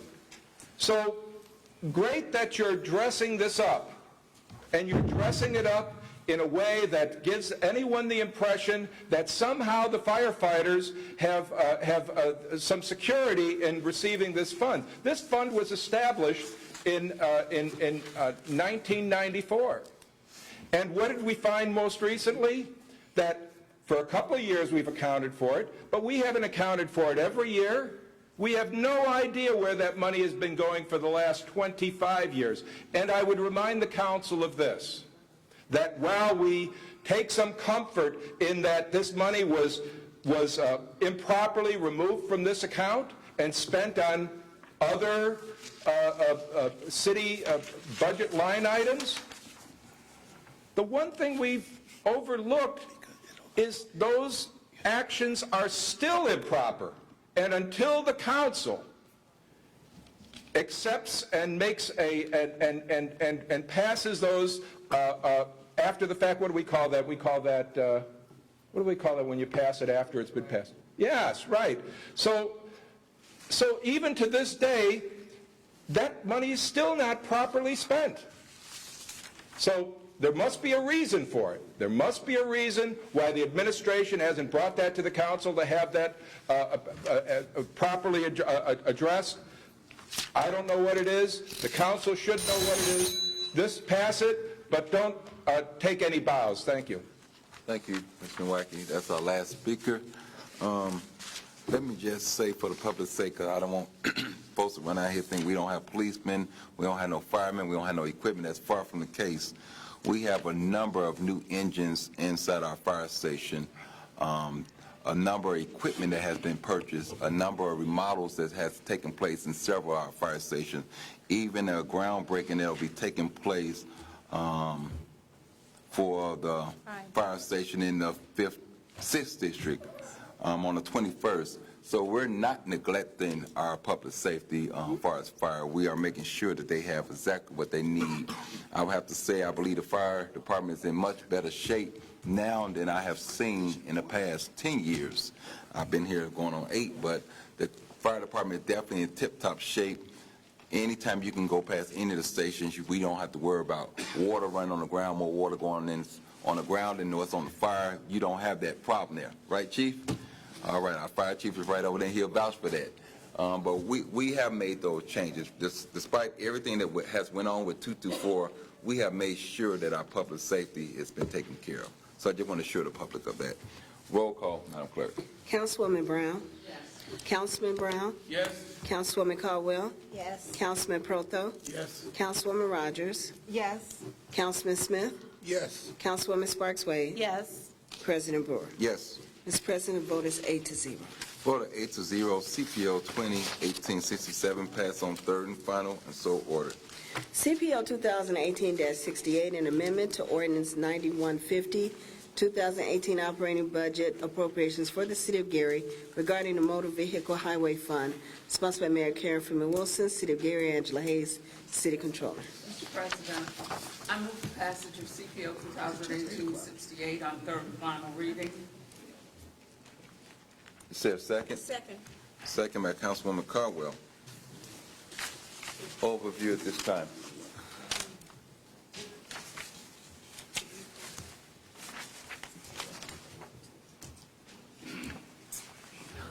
Mr. President, members of the council, this allows for us to participate in the state's fuel hedge fund. What it essentially does is it takes the volatility out of the cost of gas. Over the last year, we've seen fluctuations in fuel up or down, and by participating with the state in this hedge fund, it allows us to remove that. I'm on the wrong ordinance, I'm sorry. Okay, this is regarding the City of Gary's expenses for our motor vehicle highway fund. And in this fund, this is state money that we've received. In this fund, we are able to include overtime, street and sewer materials, which is largely the dollars that are used for the filling of potholes, both the hot patch and the cold patch, and it allows for professional services because we do in fact farm out, or we do not have an in-house city engineer, so these fees are largely for our city engineer. Any questions, council members? Okay. Thank you, Mayor. Public portion is now open. Anyone would like to speak for or against CPO 2018-68? You have 3 minutes to speak on this ordinance. Good evening, Mr. President, members of the council.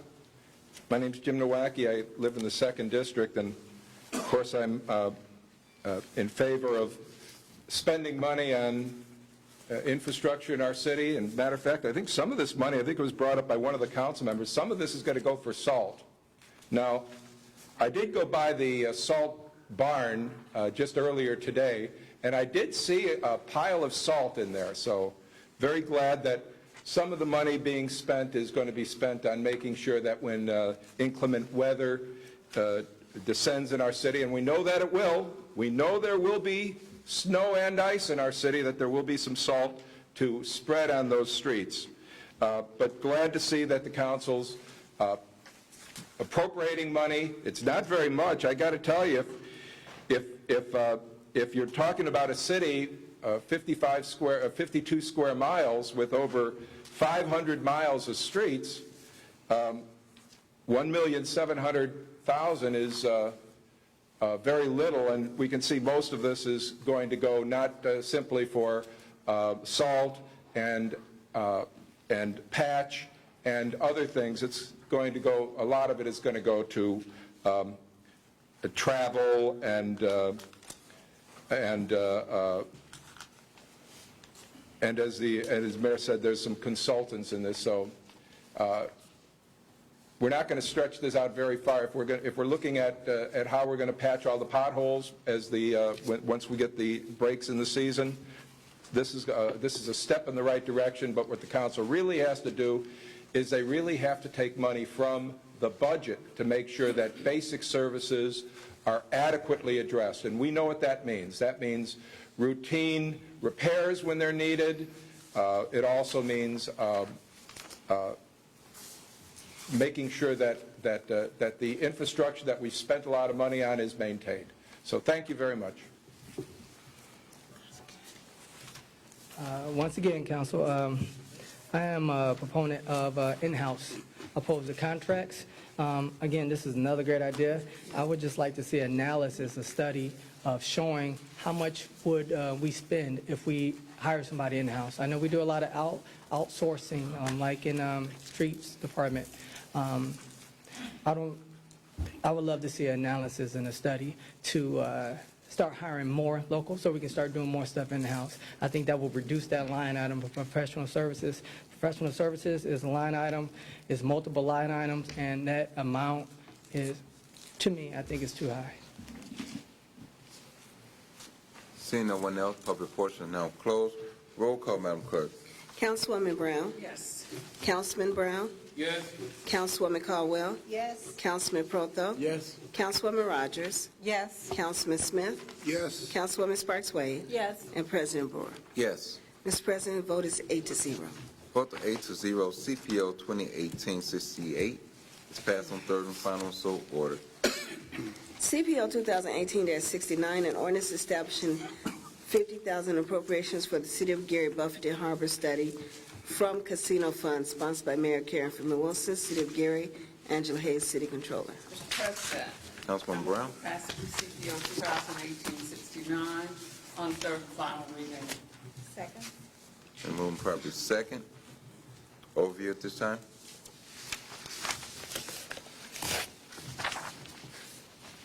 Mr. President, this ordinance addresses the work and the efforts that are being undertaken in Buffington Harbor. Earlier this year, some of you were present at the airport as we hosted the Republican and Democratic leadership of the Senate and the House, largely the Senate. And during that time, they saw and had an opportunity to see the prospects that were in Buffington Harbor. But showing it to them was not enough. They asked for a concrete study that would allow them to make the case to their colleagues in the General Assembly that, in fact, the highest and best use of Buffington Harbor is for industrial and other commercial assets, for logistics, for places like Praxair, Carmeuse Lime, U.S. Steel's largest supplier. We, in fact, commissioned that study through the EDC, and the determination was that there is a higher and best use for Buffington Harbor. It was also suggested that the casino, which is in Buffington Harbor currently, would be better off on 8094. As a result of that summer study commission, there was a favorable report out to the General Assembly, which of course convenes next month for a long session. It's a budget session, and this study will allow us to continue to make the case to the General Assembly. The entire study cost $200,000. We were able to raise $100,000 from stakeholders, and we now have to pay $100,000 from city funds. We're asking that $50,000 be used out of earmarked casino revenue, which is earmarked for economic development. This is precisely the reason that those funds were set aside, and as a result of what we've already seen as the promise of this plan for Buffington Harbor, we are asking for the council to appropriate these dollars for that purpose. Comments by any council members? At this time, public portion is open for, thank you, Mayor. Public portion now open for anyone who'd like to speak for or against CPO 2018-69. Yes, good evening, Mr. President, members of the council. My name's Jim Nowacki. I live in the 2nd District, and I heard an audible groan when this ordinance was being introduced, and I heard many people arguing, they're saying, not another study, not another study. We've studied that project to death, not another study, but I just want to offer some assurance to the public and to the council that as you read the ordinance, and you can understand the ordinance because the council's read it, that this money is not actually going for another study. We've already done a study on it, spent $200,000. I think the mayor said that we've raised another $150 for this alleged study. But in fact, that's not what this ordinance is about at all. Matter of fact, all you have to do is read it. The council must have read it. I'm sure the administration read it. It says, to pay for related legislative legal services for the 2019 General Assembly and pay for related legislative legal services for the 2019 General Assembly. You know what that is? That's lobbying. That means taking the state legislature out to expensive steak dinners, making sure they grease them up with plenty of martinis.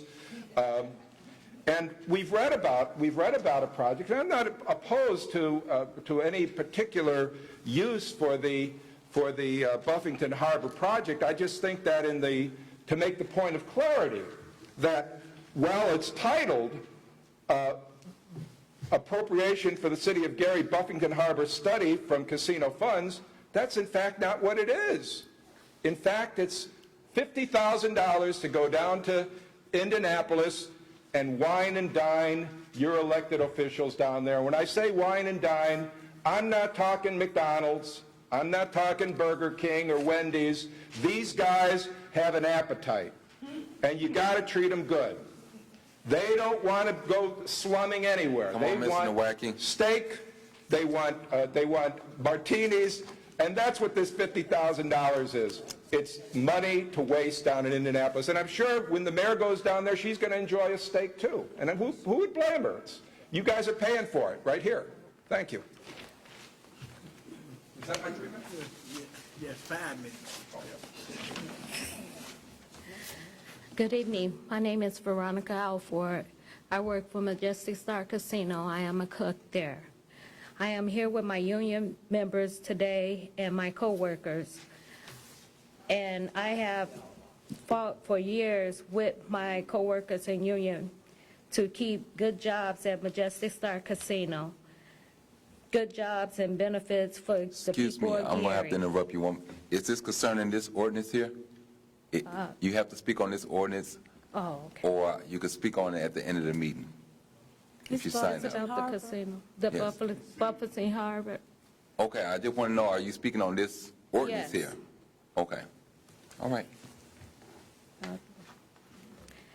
And we thought it would be, we have been through 3 difficult owners, bankruptcy, and we are looking for another, and they are looking for another company coming in by the casino to buy the casino or possibly even move it, one of them or both of them, the casino licenses to a different community. No matter what happens, we are committed to making sure our jobs at the Majestic Star Casino remains in Gary, and that they will remain good jobs that allows us to support our families. Thank you. Thank you. Once again, good evening, everyone. I'm glad she came up before me because I would like to piggyback. But this project on paper is going to be something that affects our kids, something that is so impactful, we're going to feel it for years to come. So with that being said, it baffles me of the session is next month. It baffles me, why are we trying to do a study today? If we organize any business plan you present to a bank, you have all this stuff in place, right? There's 2 different studies that I would think that would have been done. One study as far as the economic impact of the location and how it affects the jobs in our community.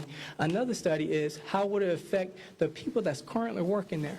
I think if we keep missing the details, the devil will win.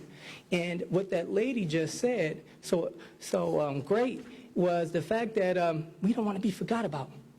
We have to remember, the reason why we're doing what we're doing in this community is quality of life. And if we don't truly understand that, the devil, which is in the details, will overwhelm us. I would like to believe that we organize enough to maybe would have got this study done last year, or had another study done at the same time. So when this young lady said, how is this going to be impacted? Well, this is what we got. If this is being sold, we're looking at creating these many jobs based on this and this and this, the criteria. I think we really need to start paying attention to the details and stop doing stuff at the last hour, because that's why we're failing. Thank you. Seeing no one else, public portion is closed. Mayor, have you addressed those?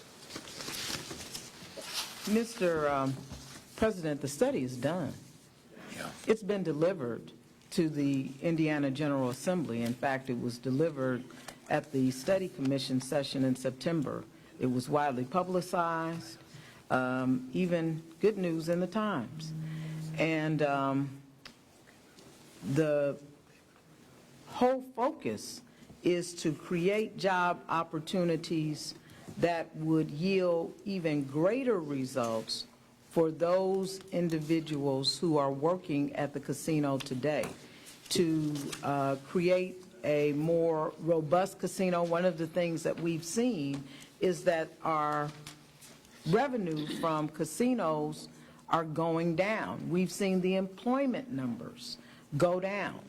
And so the expectation as a result of the relocation of the casino to 8094 would be that it would actually add more job security for our residents and create new job opportunities for more residents, both on 8094 and in Buffington Harbor. But the study is done. And just to clarify, but part of delivering the study is that now you have to present that study to the legislature. It doesn't stop there. You present it, you convince 150 members of the Indiana General Assembly that this is something that we need here. And I know, Mayor, earlier this summer, a lot of legislators came up, and we did a tour of not just the Star, but other assets that we have inside the city. And they were very amazed on what they saw come here. And the comment that came up, is sometimes you don't really get the feel of what's really going on here because they're all the way down in Indianapolis making decisions for us. But until they came and saw what we have, it gave them a different outlook of how things can really prosper and how we can benefit off of this move here, and off of some other things they're looking at also. So just want to pin it there. Mr. President, Councilwoman Wade. so do we owe a balance on the feasibility study? Yes. Yes. That is correct. Okay. Roll call, Madam Clerk. Councilwoman Brown? Yes. Councilman Brown? Yes. Councilwoman Caldwell? Yes. Councilman Protho? Yes. Councilwoman Rogers? Yes. Councilman Smith? Yes. Councilwoman Sparks Wade? No. President Brewer? Yes. Mr. President, vote is 7 yes, 1 no. With 7 yes, 1 no, CPO 2018-69 is passed on third and final. So ordered. CPR 2018-10, a resolution of the Common Council of the City of Gary, Indiana, authorizing participation in the motor fuel budgeting program of Indiana Bond Bank for the 2019 budget year. The execution of the qualified entity reimbursement agreement in connection therewith and other related matters. Sponsored by Mayor Karen Freeman Wilson, City of Gary, Angela Hayes, City Controller. Mr. President, I move passage of CPR 2018-10 on third and final reading. Second. They moving properly second. Overview at this time. Well, I guess I did it earlier, Mr. President, but I do want to just indicate to members of the council and to the public that the Indiana Bond Bank actually offers an opportunity for communities to participate in their fuel budgeting program. And what they've decided to do is use a collar approach where there's a floor, meaning it can't go below a certain amount and it can't go above a certain amount for unleaded and diesel fuel that's established. Anytime the price of fuel on the New York MEX index is above more than 5 cents per gallon above the established ceiling, the city will receive a payment because they've guaranteed that it won't go up above a certain amount. Anytime the fuel and the New York exchange is less than the established floor, the city will owe for the difference. Settlements are done monthly, and we are pledging 65% of our diesel and unleaded fuel to this program, meaning to purchase 65% to the program. So we're not totally at risk, but we believe that under this program that we have the ability to save nearly $100,000 in fuel. Are there any questions from council members? Thank you, Mayor. Public portion is now open. Anyone would like to speak for or against CPR 2018-10? I think this is outstanding. Once again, I'm sorry, good evening. But from the budget, watching the budget session, I was concerned over the fact that we didn't have a true mechanism to monitor the gas. I think there's a lot of lost revenue that is there that we can capture in terms of the software. Having a camera at a location is not suffice. It will not capture how many times someone, how many miles they use and how many miles per gallon and so forth. By working with the bus company, we have done this before in the past, exactly what the mayor is presenting today, and it's a wonderful idea. But if we do not manage it properly, it does not matter. What's going to happen is we're going to keep buying more and more and more. I hope that we have a mechanism in place now for a tracking system that we can say, hey, you know what, John Doe, on a weekly basis, gather 100 gallons of gas. Because if we do not do this, this is just part of the problem. Now that we can lock in a good price on this, now I think we need to make sure we manage it better.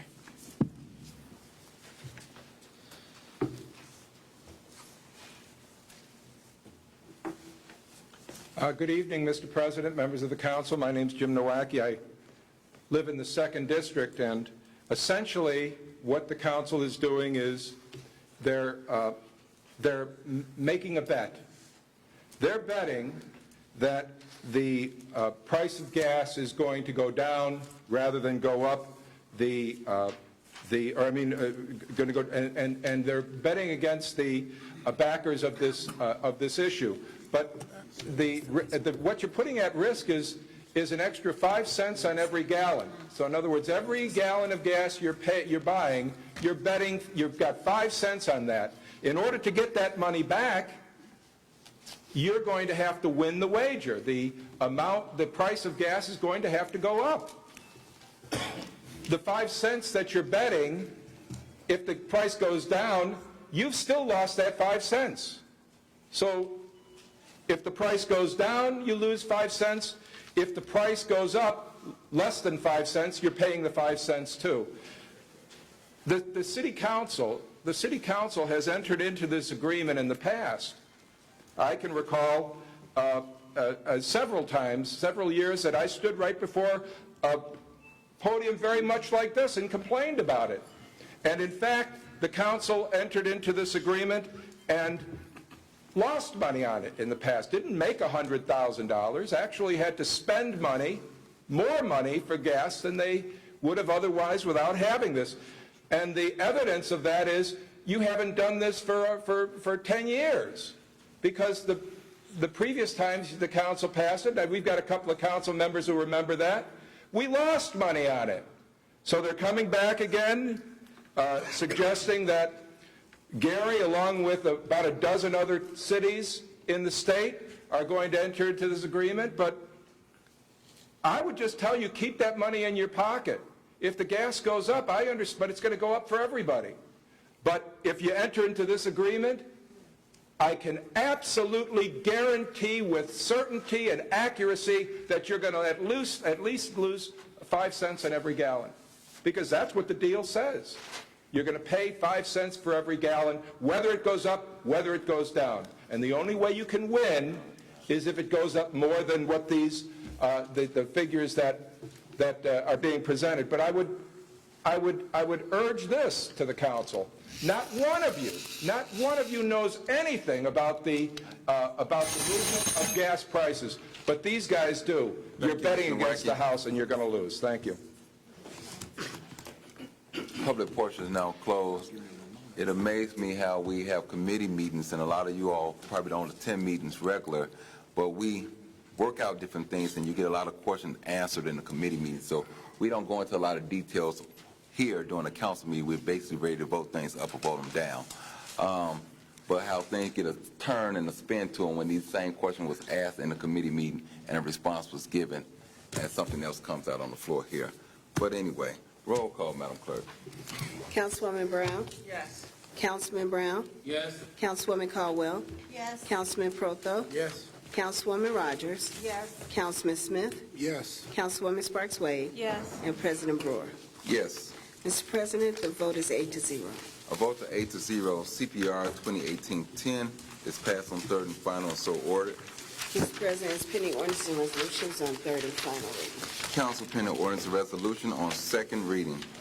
CPR 2018-11, a resolution of the Gary Common Council confirming resolution number 2018-09 that designated and established a certain area of the city of Gary, Indiana as the Alliance Economic Revitalization Area, to which deductions from excess value may be requested by an applicant to the Common Council of the City of Gary pursuant to Indiana Code 6-1.1-12.1, sponsored by Mayor Carey Freeman Wilson, City of Gary, President Ronald Brewer, Gary Common Council, and Joe Van Dyke, Executive Director, City of Gary Redevelopment Commission.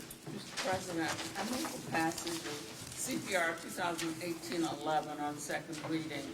Finance Committee meeting on December 27th. That's Thursday. That's a Thursday. At 5 o'clock p.m. and a public hearing on January 1st. Second. That's 5 o'clock p.m., correct? 5 o'clock p.m. Sounds good. On Thursday. Roll call, Madam Clerk. Councilwoman Brown? Yes. Councilman Brown? Yes. Councilwoman Caldwell? Yes. Councilman Proto? Yes. Councilwoman Rogers? Yes. Councilman Smith? Yes. Councilwoman Sparks Wade? Yes. And President Brewer. Yes. Mr. President, the vote is 8-0. Vote of 8-0. CPR 2018 is moving to the Finance Committee December 22nd at 5 p.m. And a public hearing will be... You said 27? December 27th. I need a hearing aid, too. Okay, 27. Okay. All right. Thought you were trying to hurry and get it out. Time again, Mr. Chair? Yes. Time of the meeting, sir. 5 o'clock. Thank you very much. Okay. So there's CPR 2018-11 is moving to the Finance Committee December 27 at 5 p.m. and a public hearing January the 1st at 12:15.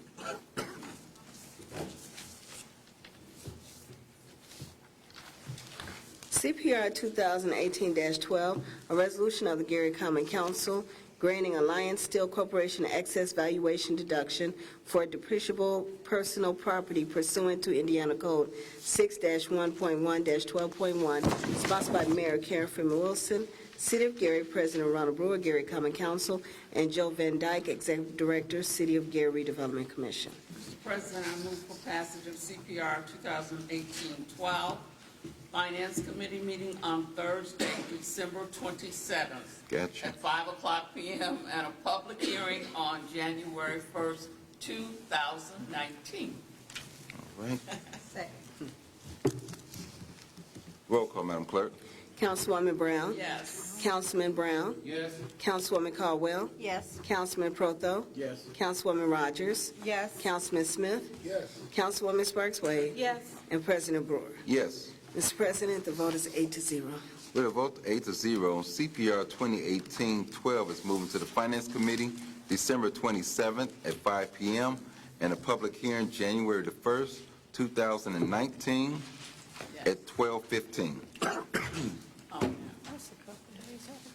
CPR 2018-13, a resolution of the Gary Common Council granting Alliance Steel Corporation an excess valuation deduction of real property pursuant to Indiana Code 6-1.1-12.1, sponsored by Mayor Carey Freeman Wilson, City of Gary President Ronald Brewer, President of the Gary Common Council, and Joe Van Dyke, Executive Director, City of Gary Redevelopment Commission. Mr. President, Councilwoman Brown. passage of CPR 2018-13 on second reading.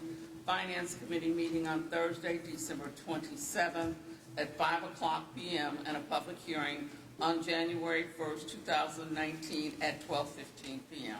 Second. Been moved properly second. Roll call, Madam Clerk.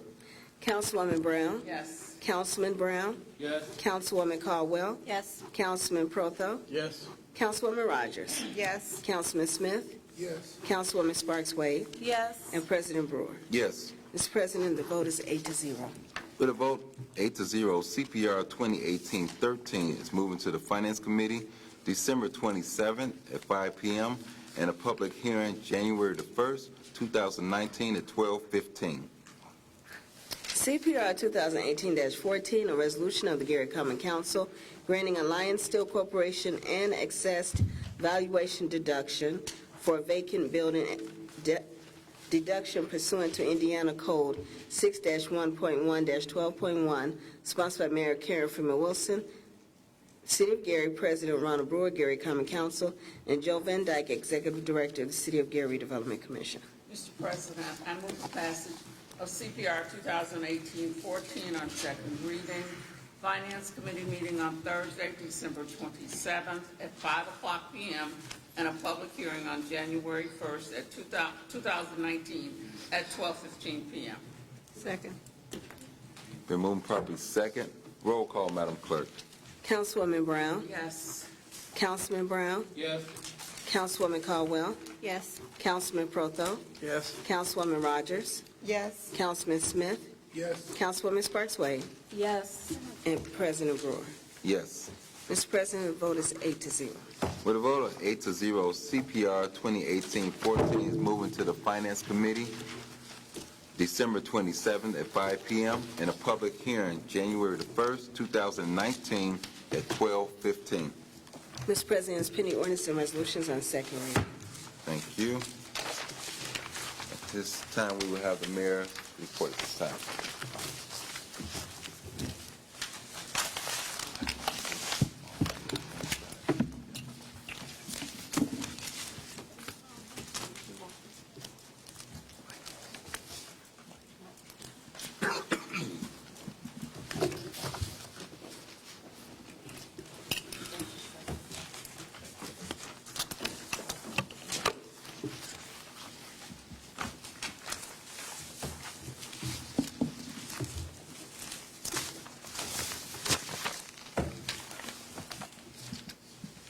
By now, Mr. President, one would think I don't have anything else to say.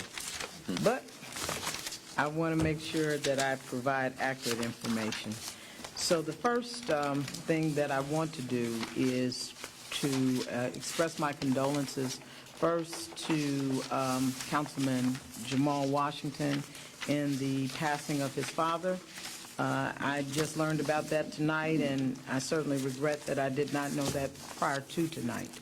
I also want to express condolences to LaLosa Burns in her absence. LaLosa Burns is our Director of Communications, and she lost a 6-month-old granddaughter, and arrangements are pending down in San Antonio, Texas. I also want to express condolences to Pastor Lawrence Robertson in the passing of his mother, Mrs. Louise Robertson, and those services are Friday at Christ Baptist. Also to the family of Mrs. Patricia Moses, who passed and was funeralized on Saturday, as well as the family of Sandy Cogan, a former employee with the City of Gary. Her father, Mr. Buggs, passed on Friday. And then, I'll come back to that. There was one, I'm sorry, to the family of Carmelita Perry, whose father was funeralized as well on Saturday. and his name is Mr. Edward Perry, a longtime member of our own church, Israel Church, both Mr. Perry and Ms. Moses. I want to also put people on notice, make folks aware that there are union apprenticeships opening up at the beginning of the year. The iron workers will be open for apprenticeship applications from January 1st to January 14th. The plumbers will be open from January 1st to January 21st. And the Boilermakers deadline is January 14th. I also am aware that the operating engineers are also taking apprenticeship applications, and we would encourage Gary residents to offer themselves to the apprenticeship programs. They have all reached out to us, meaning that they are certainly open to receiving applications from Gary residents. We also want to invite those young people who are interested in the environment and those who may not be as interested in the environment to come out as our Green Urbanism Department and the Youth Services Bureau host a youth summit on the environment, and that will be held on January 3rd of 2019. Also in 2019, something that I want to call your attention to is a Living Mayors Roundtable.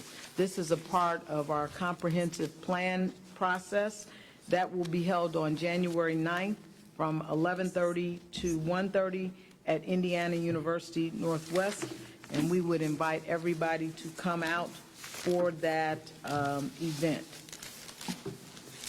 Tomorrow we will be swearing in 5 new officers. That will be done at 12:30. They will be sworn in first at the Board of Works, and then we will have a ceremonial swearing in for the 5 new officers in City Hall at 12:30 tomorrow. On Friday, December 21st at 1 p.m., we will have the groundbreaking, and that will be on 49th and, I have to get that address. It's the old school site, but we will be swearing in, we will be breaking ground for the new fire department. On December 29th from 9 to 12, we will host here at the Genesis Center the Kids That Santa Forgot, and that is being done in partnership with the Clay family. Actually, they are the sponsors, and we are supporting them in that effort, the family of former Mayor Rudy Clay. I also want to commend our Gary Police Department for their Shop with a Cop event that was held this Friday. They were able to make Christmas or help and support the Christmas of 100 children, and that was done this past Friday. They also continue, have completed the collection of pajamas and socks for the children as the fire department collected coats, and want to thank them for their efforts as well. Also, here at the Genesis Center last Thursday, we had the children of the Boys and Girls Club from all over Lake and Porter County who were gifted with presents from the community. Leading that effort was the home builders of Northwest Indiana, Councilman John Brezek from Hobart, and as I indicated, we had representatives from Boys and Girls Club all over Lake and Porter County, including the John Will Anderson Boys Club here in Gary.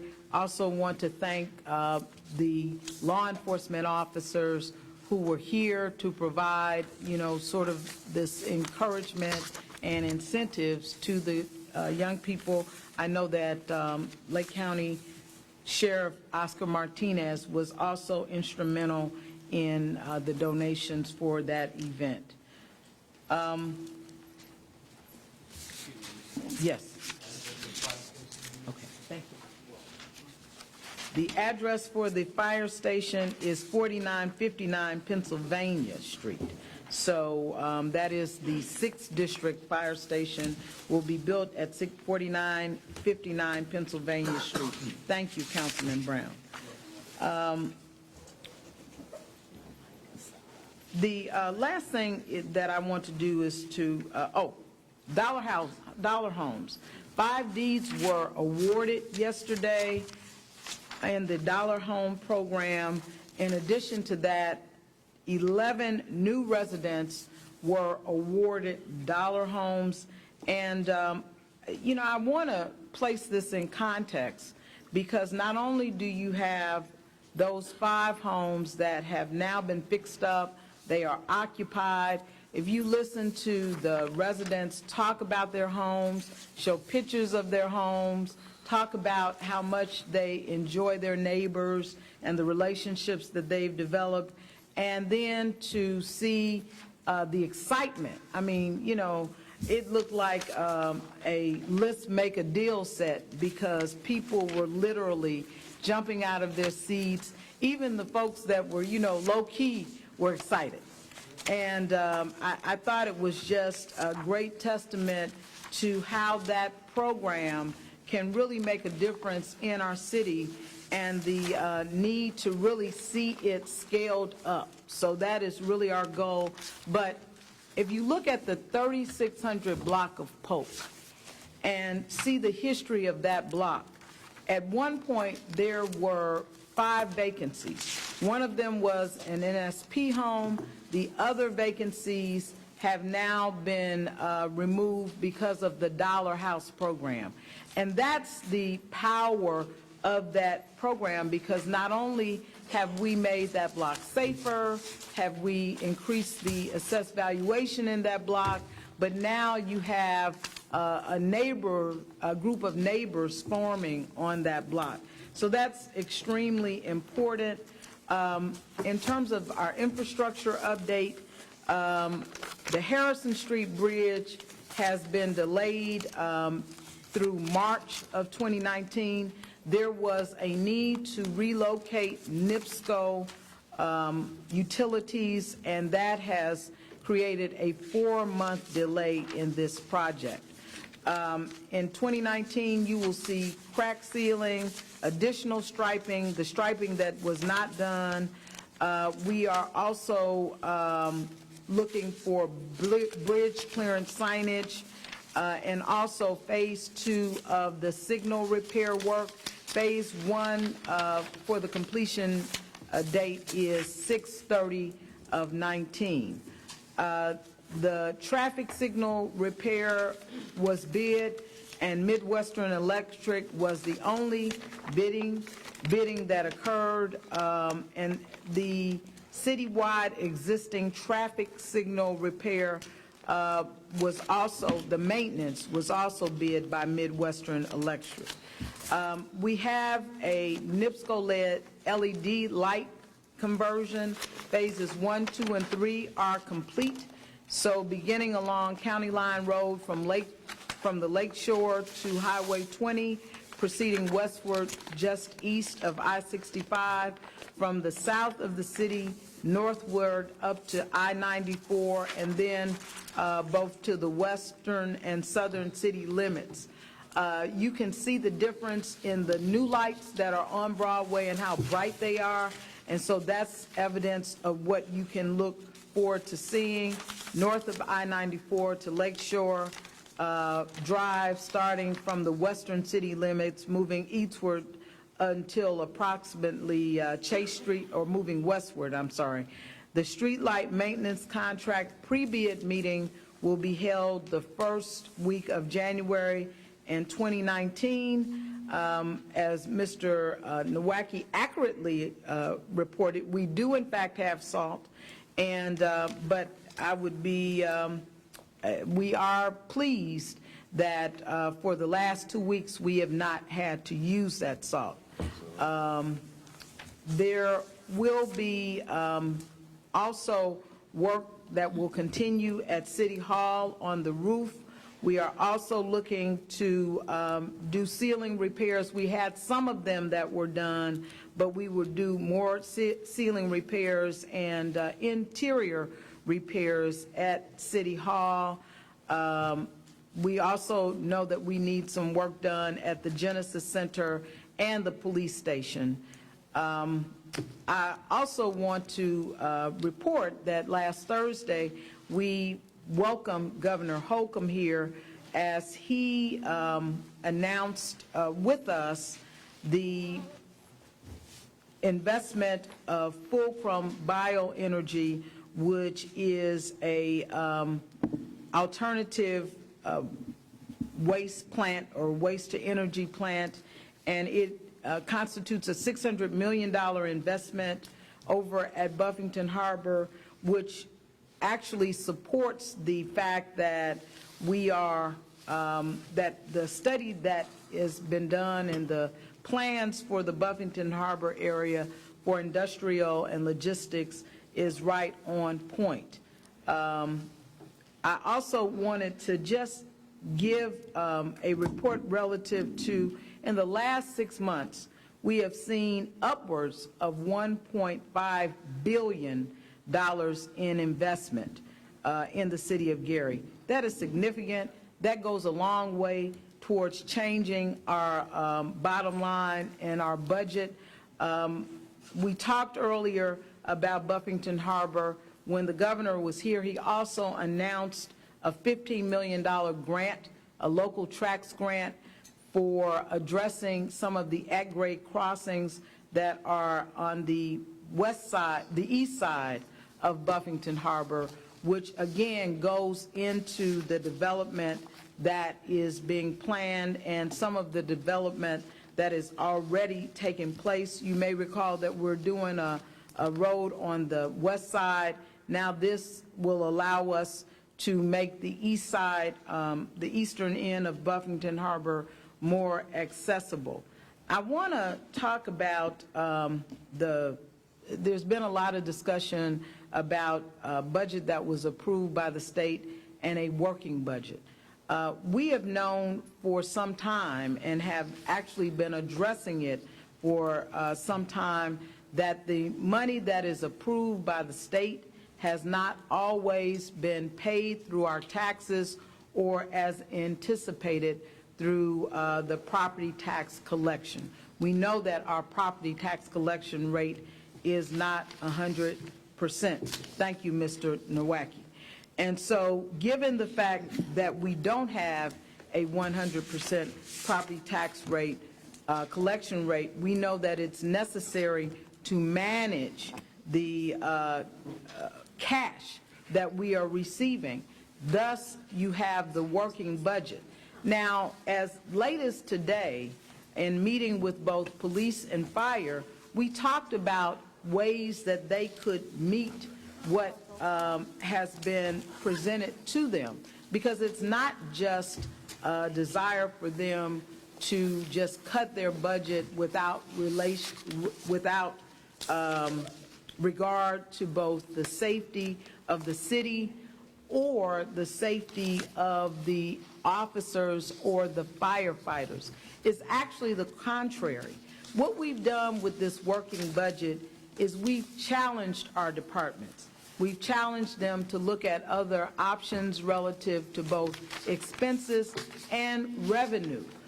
Most of the discussion with both the fire and police chief has been, how do you look at other options for revenue?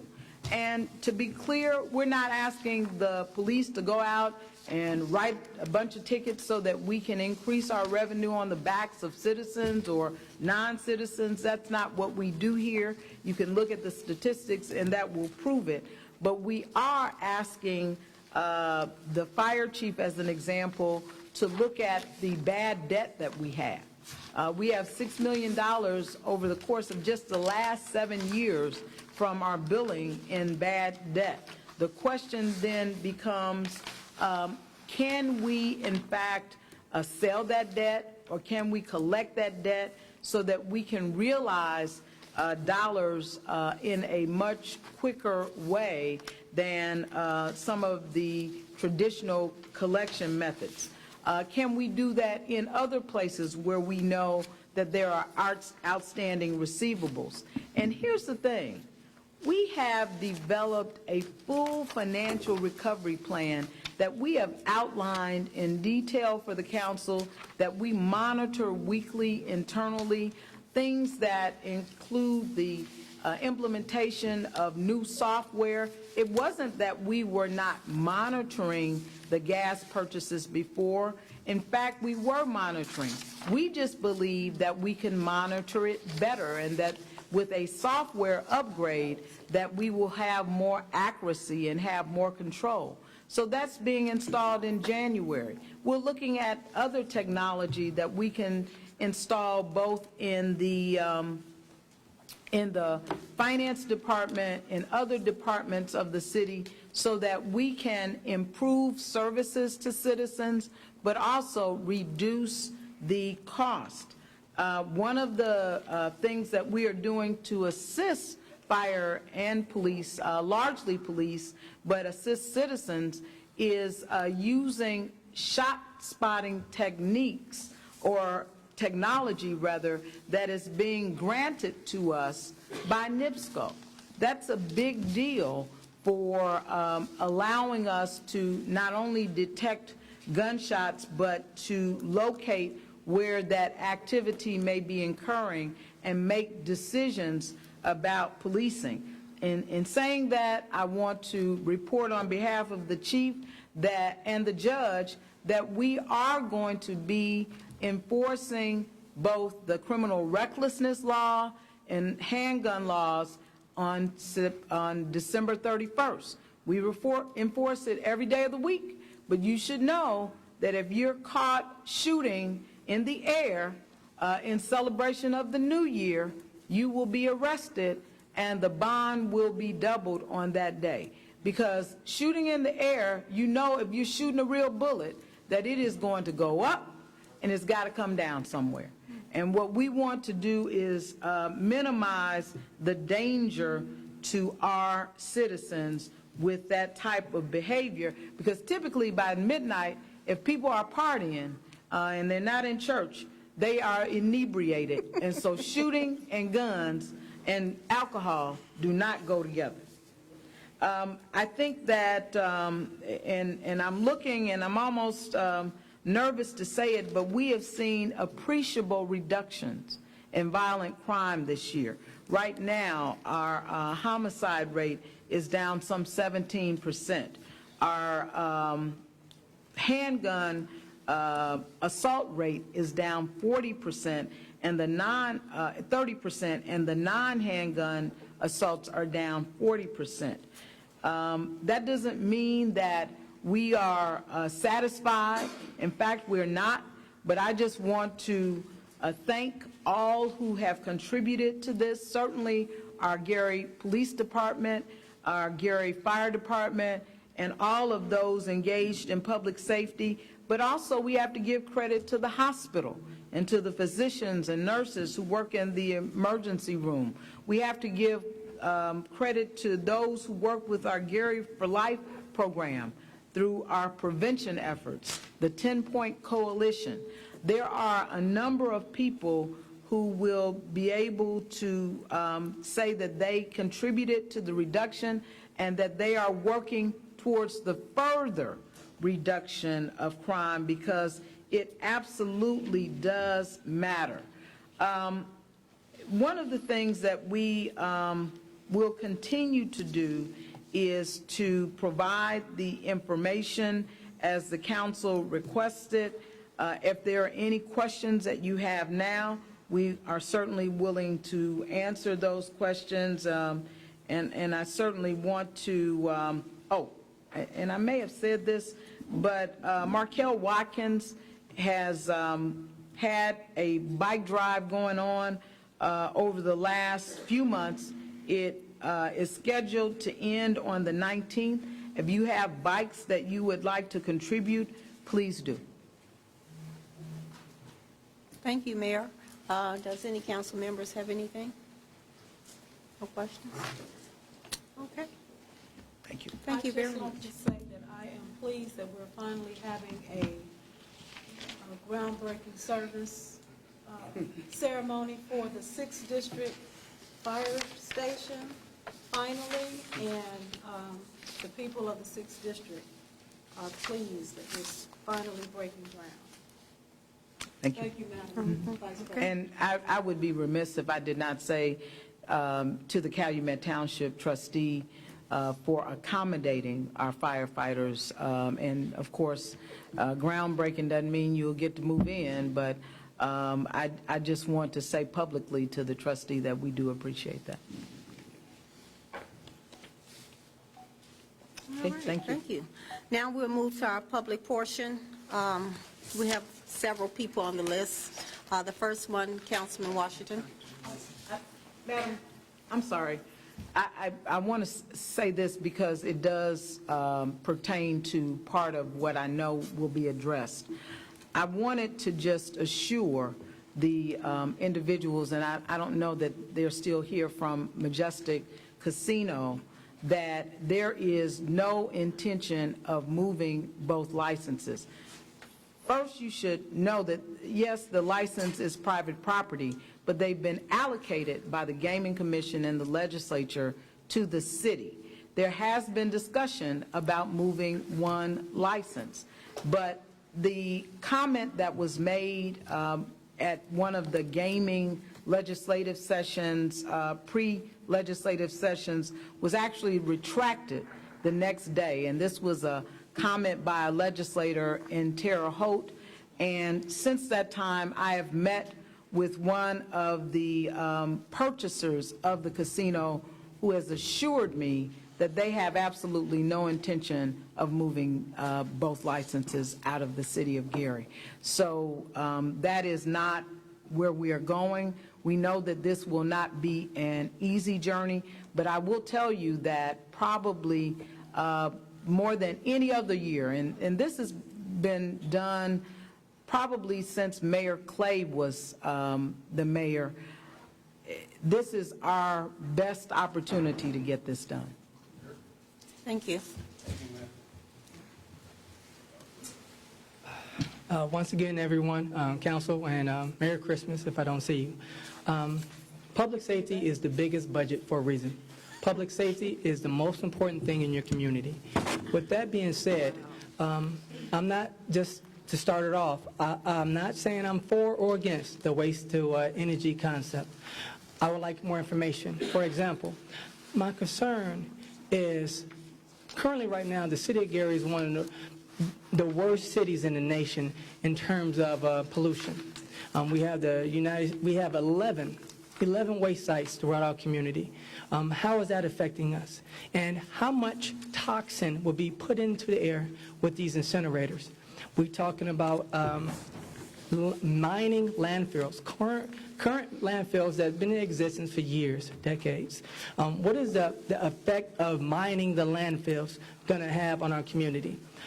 Number two, after doing some research, this location, this concept is mainly derived, or it goes to poor communities, mainly minority communities.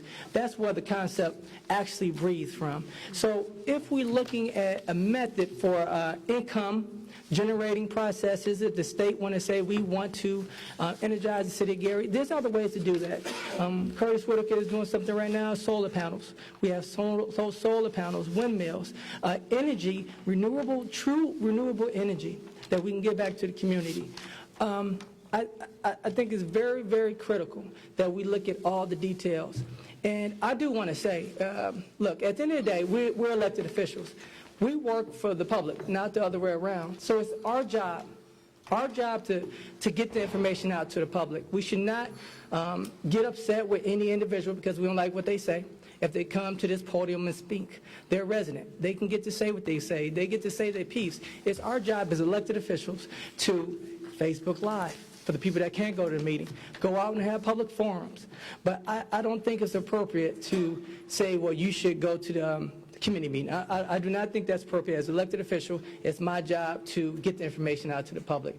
And going to the new year, hopefully we can stop playing checkers and play chess. The state and everyone else is playing chess. If the state truly want to get revenue generating ideas, we got marijuana just sitting right there. Legalize marijuana. Get the poor people and African Americans, the minorities, out of jail. There's a lot of things we can do. But if we continue to keep playing checkers, and we're not playing very well, we will always be in this situation. Thank you. Cliff Caldwell.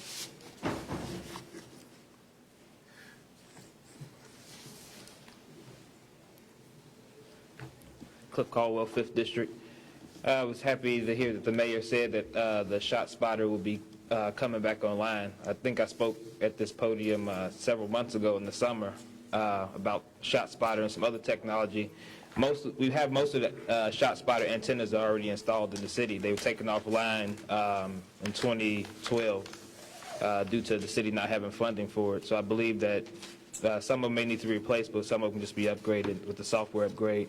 In fact, the best chief we ever had to utilize that system, the last year we had it in effect, was Anthony Stanley. He utilized it to the fullest effect, and actually during his tenure we had 0 homicides. The whole time he was chief, no homicides. He used the technology because this is a different era of policing. It's a technological era of policing. It's no more of the walking the beat and that kind of thing.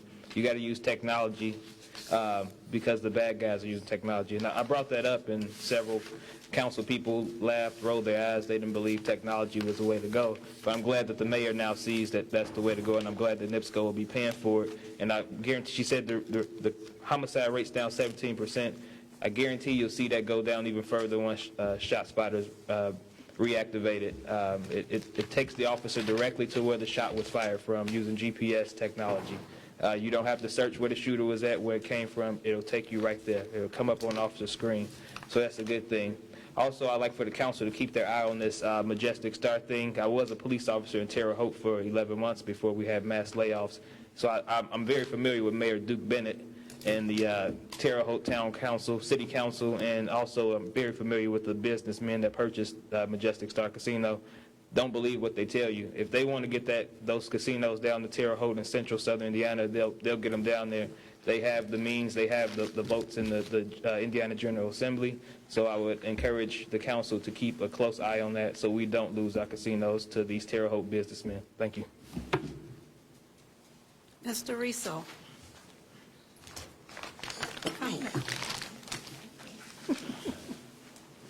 Civil rights activist Mr. Riso. The name of my subject is, I wish the mayor was still here. Good job, and thank you, Mayor, but you're messing with my purse. When I hit the age of 49 years old, I became health conscious.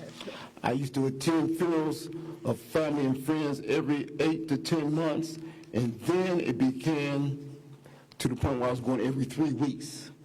And the sad part about it is I had to sit back and analyze my family and friends, those who weren't smoking up Peru and drinking up the Nile River, because you can't go with self-affliction, but those in your family which you find a history that you had the same as them.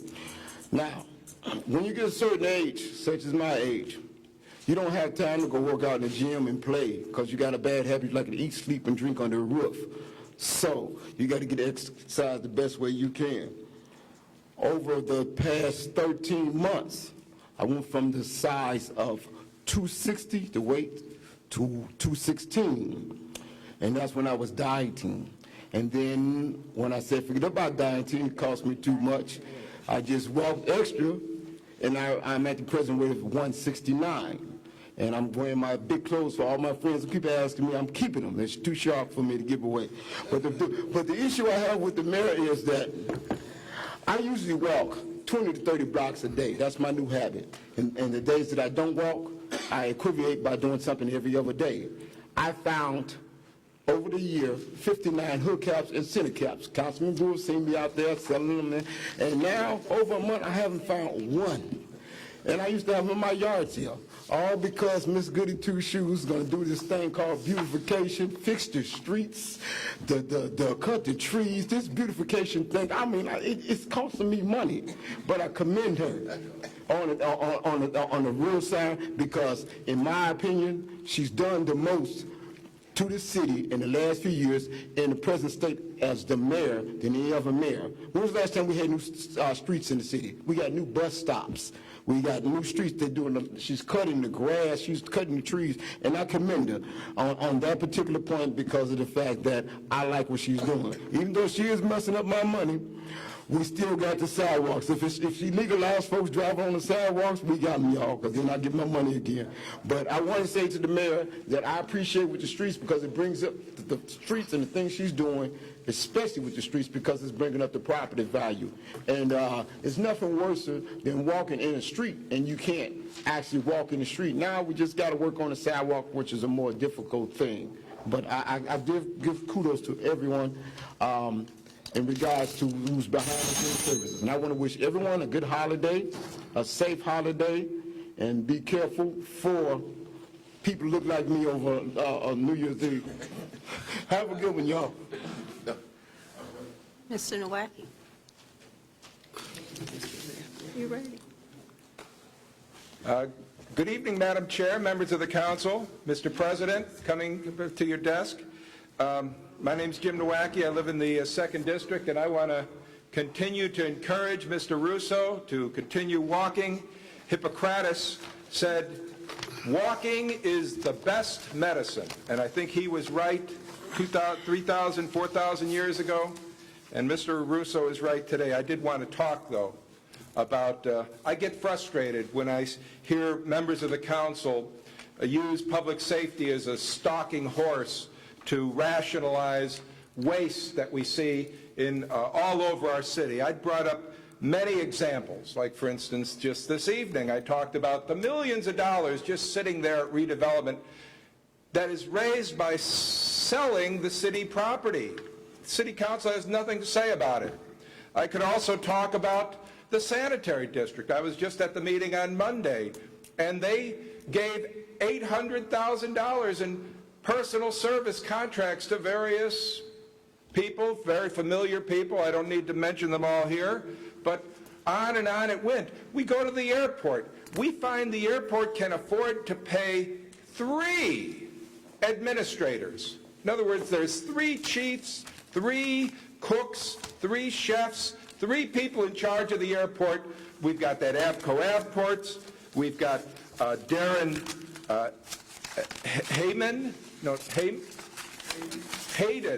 and we've got just hired Dan Vicari, all of them making top salaries. We spent $2 million just to find Avco Avports. They were going to turn the airport around. Do you know that we've got the largest TIF district in the entire state, which is the Airport Development Zone?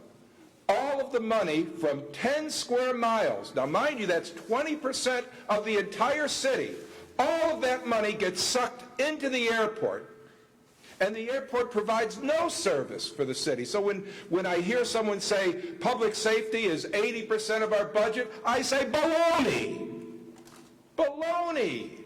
We've got money all over this city, and it's shameful and it's embarrassing to use public safety as some kind of stalking horse, because all we have to do is look for where all the money is being wasted, and we'll have no problem providing basic services for our city. We'll have no problem making sure that our first responders, public safety personnel, are adequately compensated, adequately equipped, and are being assured that they're going to provide adequate service for our citizens. But it can't be, you can't waste all the money on all these phony, frivolous projects and then expect to have money for when and where we need it. So I'm going to hold the council accountable and make sure that we have a proper budget and we allocate money properly. Thank you. Do you have it? Give me 1 minute, you all. I want to make sure we do some things here.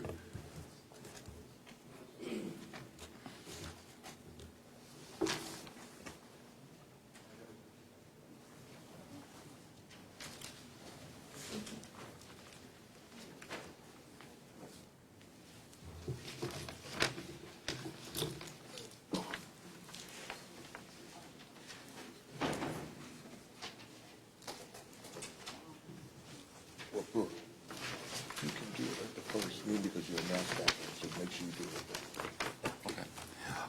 Normally, we announce about the calendar because the council sets the calendar for the 2019.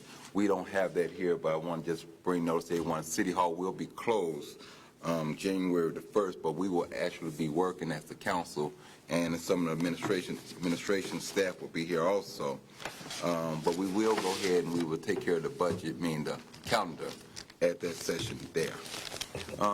Thank everyone for coming out. It's been a very long meeting tonight, but I would like to wish everyone a Merry Christmas and a Happy Kwanzaa to everyone. And we will see you all over in the 2019 year right here at the Genesis Convention Center, where we will reconvene here at 12 noon for our reorganization meeting. I'll entertain a motion for adjournment. We're now adjourned. God bless you all. Wrap.